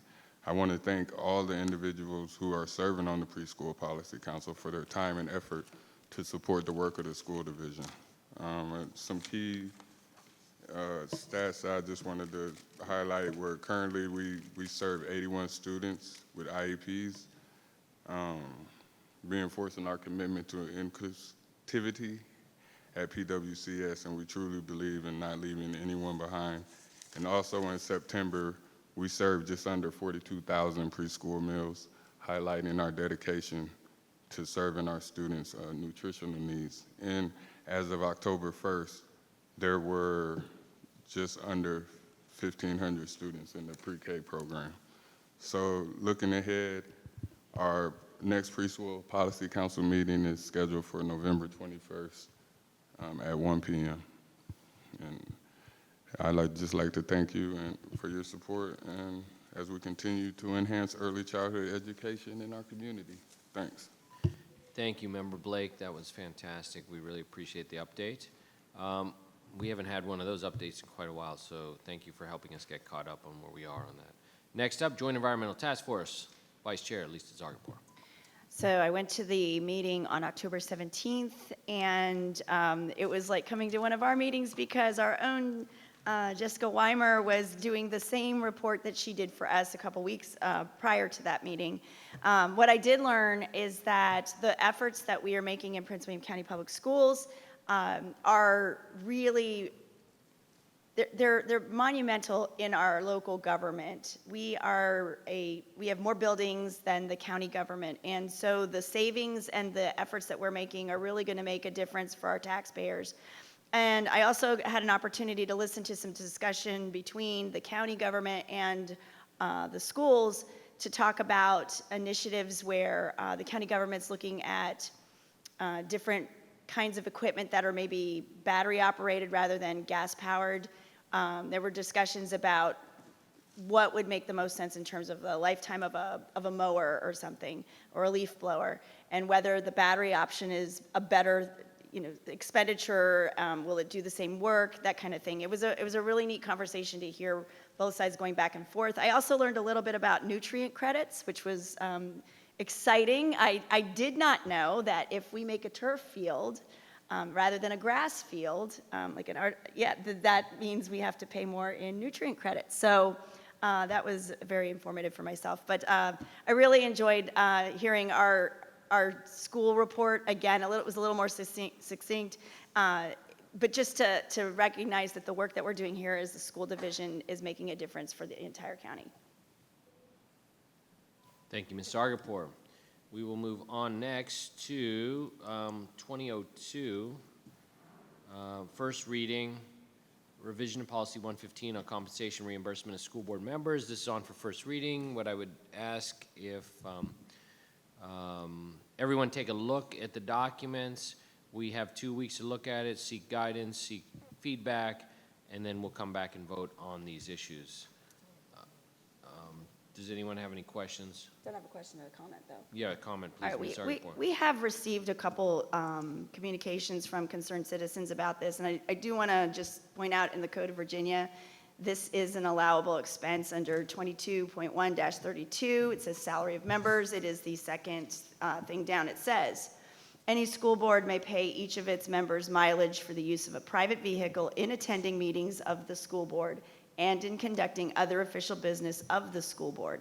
Its members may be reimbursed for private transportation at a rate not to exceed that which is authorized for persons traveling on state business in accordance with 2.2-2825. Whatever rate is paid, however, shall be the same rate for school board members and employees of the board. Just because the questions come up, I'm the kind of person who never remembers to file these things anyway, so I won't be doing it myself. But it is allowable under the Code of Virginia. So I just want people to know that when they write to us, this is where it can come from. Mr. Jesse. Yeah, as one of the members who recommended this, you're absolutely correct. The other thing I want people to understand is that unlike the Board of Supervisors, unlike most places, we don't have an office. My office is my home. So if I'm going anywhere for school business, I go there. I worked for several different companies for many years. You are generally reimbursed when you're using your vehicles. When I call for a tech staff from here to come out to my home to work, to fix something, generally they drive a county car to the home. Most of the people sitting in this room have a vehicle that they use that's provided by the school system, and they do their business. So when someone said you are not entitled because you should be doing your job, I would say to disagree with that. The other point I'd like to make is that for board members who feel that you shouldn't have this, as Ms. Zagapur said, don't file a claim. But don't deny the other people for a claim just because, or give it to charity or something. Thank you. I'll go to Ms. Trenetic and then Ms. In looking at this when it came before me, I looked back. A very similar resolution was brought forth with many members of this previous board and voted down twice. Extremely similar resolution. So I guess my curiosity would be why now in comparison to then? The existing policy covers official business in a more direct way. I struggle with this. I don't get reimbursed to drive to my workplace every day. We all signed up for this job. We get paid for this job already. We get paid to come here. That's part of what our pay goes towards, is to be here. I also struggle with the new policy opening it up to be abused in a way. I am a school board member. I think I'm the only one that has a 3A school. Our sporting events can be up to an hour and a half away at times. Are we like insinuating that we want to be reimbursed every time we go visit a school? What if at the same time you're picking up your child? Does it count then? There's all these ifs, ands, or buts. And I guess if we're getting paid to do what we're doing right now, I'm confused as to why we need extra pay on top of that for reimbursement. And I don't think it's a wise use of taxpayers' dollars. And that's just my opinion. Ms. Williams. Thank you, Mr. Chairman. Let me give you a little historical background. This has been something that's been available to board members since before I was on the board as far as mileage and reimbursement. It's not new.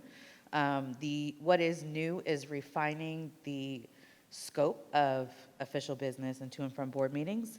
When I first got on the board, this policy was in existence. It was changed. Not sure why, other than we only had one board member at the time who was continuously asking for reimbursement, which is legal and under the law. It's in the state code. Also, we follow the same mileage reimbursement, I believe, as the federal government. I think that's the same. Can someone, I see some nods over there in for finance. And you have to justify your expense, which means you have to do from point A to point B, and the mileage is calculated in a specific manner. Official business, I don't think has really changed the definition. School board members, as Mr. Justy was saying, don't have office, don't have staff, don't have company cars, and don't receive the same amount of stipends or pay that other elected officials receive. And in addition to that, this is available to federal government employees, other public entity employees. It's not just school board members that are receiving reimbursement for expenses for mileage. I understand that the terms are different depending on what type of job you have or conditions, but I think that this is a good idea in the sense that it is allowable under law and it is optional. So if you do not choose to be reimbursed for mileage or expenses, you don't have to. This is just there for school board members who may need that. When I got on the board, reimbursing for mileage was something important, but often I missed the deadline because I was not used to the deadlines here for the school division. But as someone who was one of the lower income earners, it helped me do my job as a school board member, because at that time the stipend was even less than it is now. We haven't gotten that much more, but I believe this is one of the things that allows elected officials to this board who may be not in the same economic bracket as others to more proficiently do their job, since we all have to utilize our own personal cars, our own and home supplies and things like that. So I don't see any reason why we should not pass this. But again, I just want to make sure that the public knows that this is optional and not new. Thank you. Ms. Wall. So I know this is on for information, so not on for action tonight, right? It's on from information. But as I read the edits or the proposed edits, it looks like in the past, mileage was allowed to be reimbursed when the travel was outside a member's district, like at local, state, and national programs, but that this amendment is making it more broad to include any meetings of the school board and conducting any other official business. Am I correct?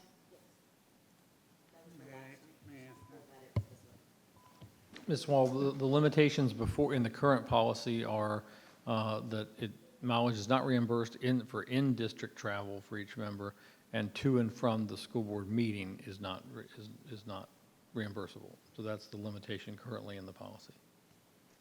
Okay, so this is kind of eliminating that. It means travel within the district, a member's district is now acceptable, and to and from school board meetings. That's what change we're talking about. Okay. Any other questions? Yeah, I'd like to just make two other comments. First of all, you said when you go leave your home to your office, you don't get paid. And that's correct. But our office is my home. So when I leave there to go somewhere else, that's a difference. The other thing is, yes, we are getting paid less than $30,000 a year. So I don't think that's a huge salary that we're getting paid. So that's just a point of contention. Thank you. Wade, can you clarify one more thing for me? In-district travel or to an event that's school board business or school board? It's always subject to the travel being for official school board business. So in your example earlier, picking up your child would not be, obviously. But if Going to a sporting event? If you're going to, for a personal reason, or if you're, I think that would come down to whether or not it's an official, you're making an official trip. If you're using your VHSL pass to get into that, would that count as a I school may have to board member? defer to our, it's the same, the applicability would be the same as it is for our employees. So I'd probably have to defer to finances for some of these questions, but Can we just, I don't need an answer tonight. Sure, Can I yeah. just get an answer to that? Sure.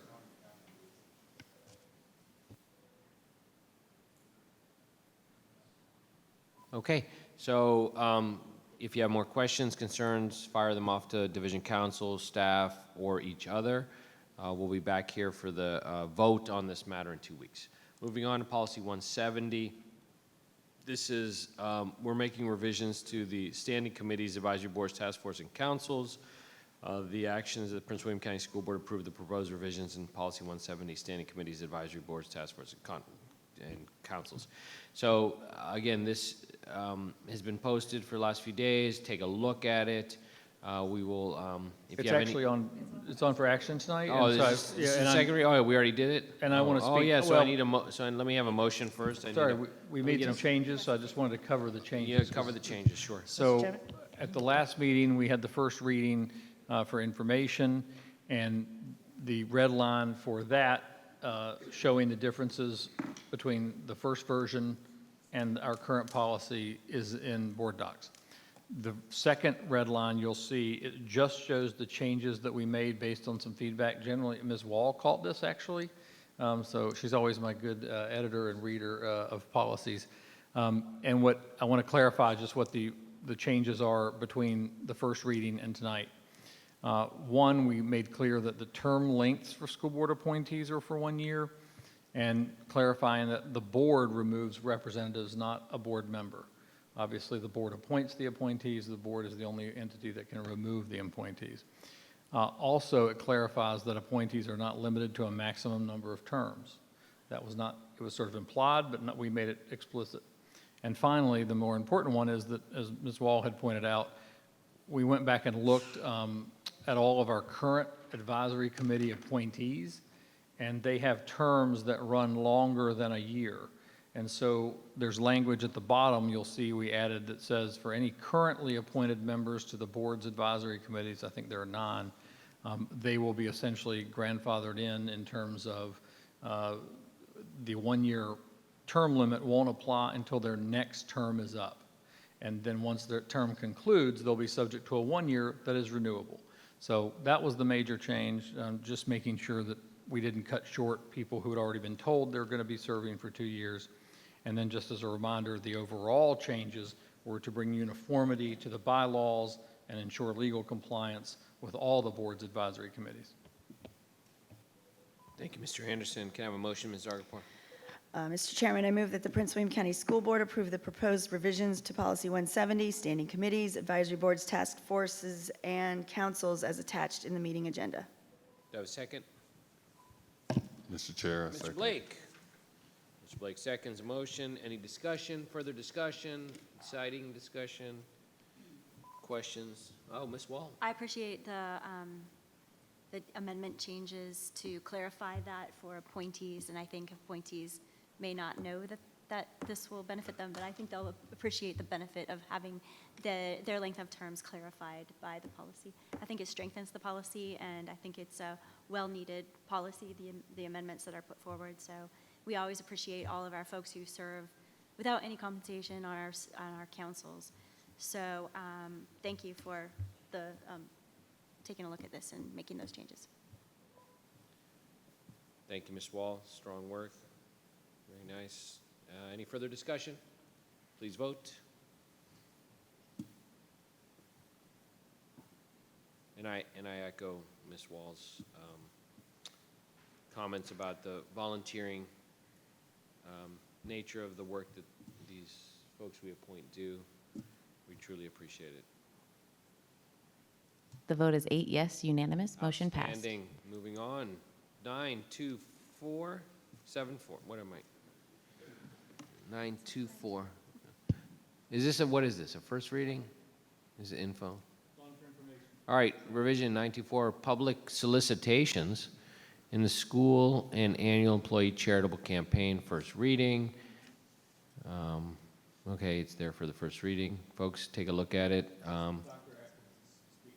Oh, okay, great, Dr. Atkins, please speak to it. And this is really brief. The implementation and monitoring of the policy is moving from the Chief Information Office over to the Chief Equity Officer in alignment with the organizational structure. So that is the only major update to the policy. Does anyone have any questions for Dr. Atkins? Anybody have any questions for Dr. Atkins? Dr. McDade? Oh, Miss Wall, yes. Oh, no, everybody's like, no. Don't ask any questions. I'm yes. Okay, so you said it's changed. We just changed which office is overseeing this. I'm sorry, say that one more time. Just changed which office will be overseeing. The Chief Equity Office. And did you say why? I'm sorry, it's getting late. No, that's fine. So You give the rationale. the Department of Community Outreach, Business Partnerships, and Philanthropy is now under the Chief Equity Office, and so the work is governed by that department. So we moved Spark from, Spark was with the Chief Information Officer, which it made more sense for it to move to the Chief Equity Office because the office that Charmel oversees actually also houses family and community engagement, the parent liaisons, and so it's all about community partnerships, business partnerships, and family and community is with her office. So it just made more logical sense for it to go there. So that was the shift. Okay, so it's really towards our goal of organizational coherence. Yes. Okay, perfect. Thanks. That's helpful. I appreciate it. Okay, thank you, Dr. Atkins. We're at Board Matters. Who wants to go first today? Mr. Wilk. It's late, I yield my time. Ms. Tredenick. Yeah, that is. We are? We're all doing No, go. You got to go, Eric. Go. It's all you. All you, Tredenick. You got it. Happy Veterans Day. I'm excited about that, and thanks to the Girl Scout troop that invited me. You were wonderful. Your costumes were great. I love talking about citizenship with you and hearing about all your goals and dreams. Go do big things. Congrats to the Brentsville Tigers cheer who won regionals, Gainesville High School who won regionals, cross country for both, and to the two athletes, Trent and Caroline, who won individual titles. Congrats to the Patriot High School girls volleyball for being Cedar Run District champs. FCCLA, what a great event at Patriot. The trunk or treat was awesome. Thank you so much for that. And the all-county chorus at Forest Park was amazing. I'm a little biased. Great job, Miles. And again, happy Veterans Day to my favorite veteran. Mr. Jesse. I have to admit that, with Justin Wilkes not saying anything, it throws me off because I just made some stuff up to make sure I spoke today. So I'm going to continue. Yeah. Springwell Elementary had a issue with the soil on this hill down to their playground just being eroded and stuff, and every year they have to fix it. So they worked with the facility people, and they installed 72 trees that will now help keep the erosion from happening and so forth. So that was a really one, and they went out there and they brought the classes out and they told them and taught them what they were doing. So I thought that was really very impressive. I also went to the Echo Hero Show, and that was really fantastic. The interaction between I mean, it was at the Hilton Performing Arts Place. It was packed. My only concern was that up in the fourth tier balcony were the kids, and I kept saying they're jumping around. I hope they don't fall off. But the program was so just, you know, they got the kids moving, they got the kids thinking, and it was just a wonderful show up there. And I participated for my 12th year now in the Woodbridge High School homecoming parade. 11 years with my wife and 1 year with me. So that was always an honor, and it's a privilege to do that and hand out candy and so forth. So that's it. Thank you. Ms. Wall. Okay, all right. So as tempting as it is to say I have nothing to say, that would just not be honest. No. Because I always have something to say, so I'll try to be quick. Happy Veterans Day. I'm looking forward to a couple of awesome veterans events. I think 3 in my district, 1 tomorrow, 1 Friday, and 1 on Monday. Or not Monday, Tuesday. I wanted to highlight Battlefield Cheer, all the cheer teams in Prince William County who competed at districts and then regionals. Battlefield came in second, well, 1 of 2. The other was a non-PWCS team. So I'm very excited that Battlefield earned a spot at states. So that's November 9th, so go Bobcats. And thank you for representing Prince William County Schools. I wanted to highlight an event at Elvie. They had a Red Ribbon Week, and they really went beyond.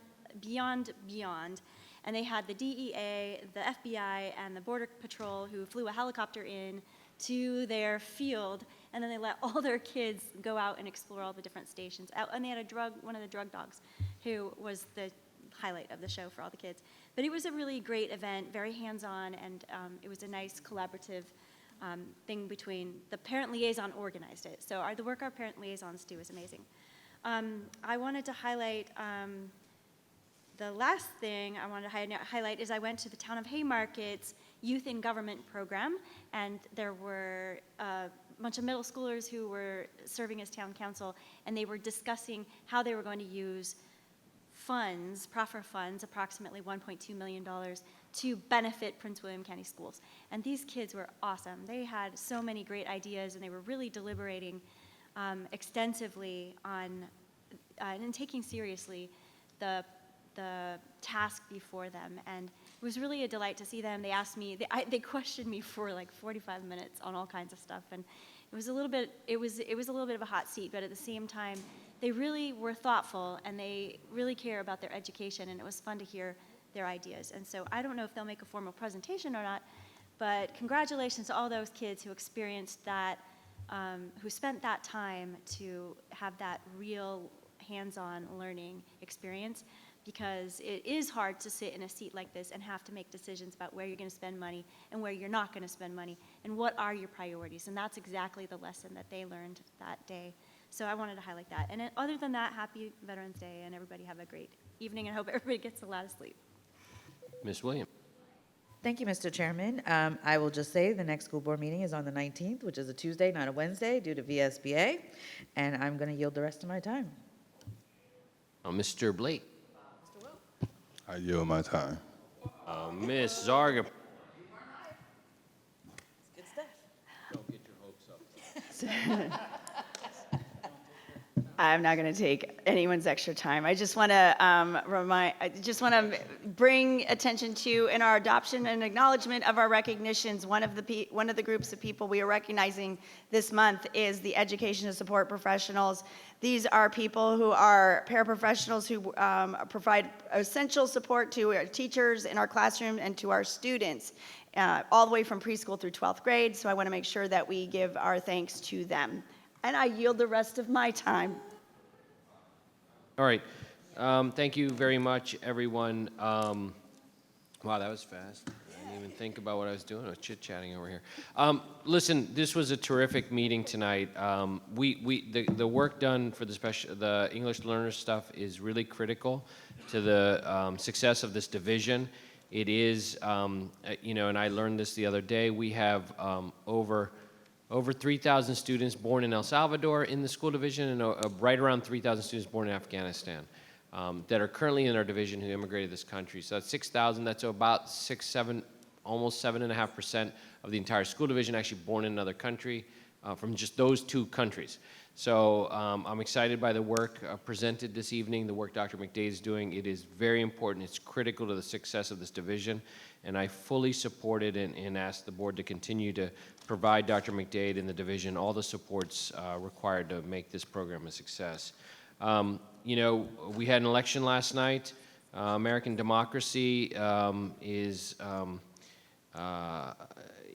one of the great institutions in the world, and it continues to be a great institution, and it is our responsibility as the public to move forward with the decision of the public and to do what we can, each of us in our own space, in our own place, to make our country a better place. And I'm looking forward to moving forward on the work we have to do here in this county, in this school division, and the work that I can make a meaningful impact. And so I'm excited by that. And so with that, I want to wish everyone a happy Veterans Day. I have 2 great honors in my career, and that's one, serving as a physician and getting to take care of veterans. Over the years, I've worked at the Veteran Affairs Hospital, and then in my office, I take care of many veterans and operate on many of them. And it's a true honor that they put their eyes in my hands. And then my second great honor is serving here on this board for the students of this community. And so I want to thank our public for allowing me both those opportunities. Have a good evening, everyone, and meeting adjourned.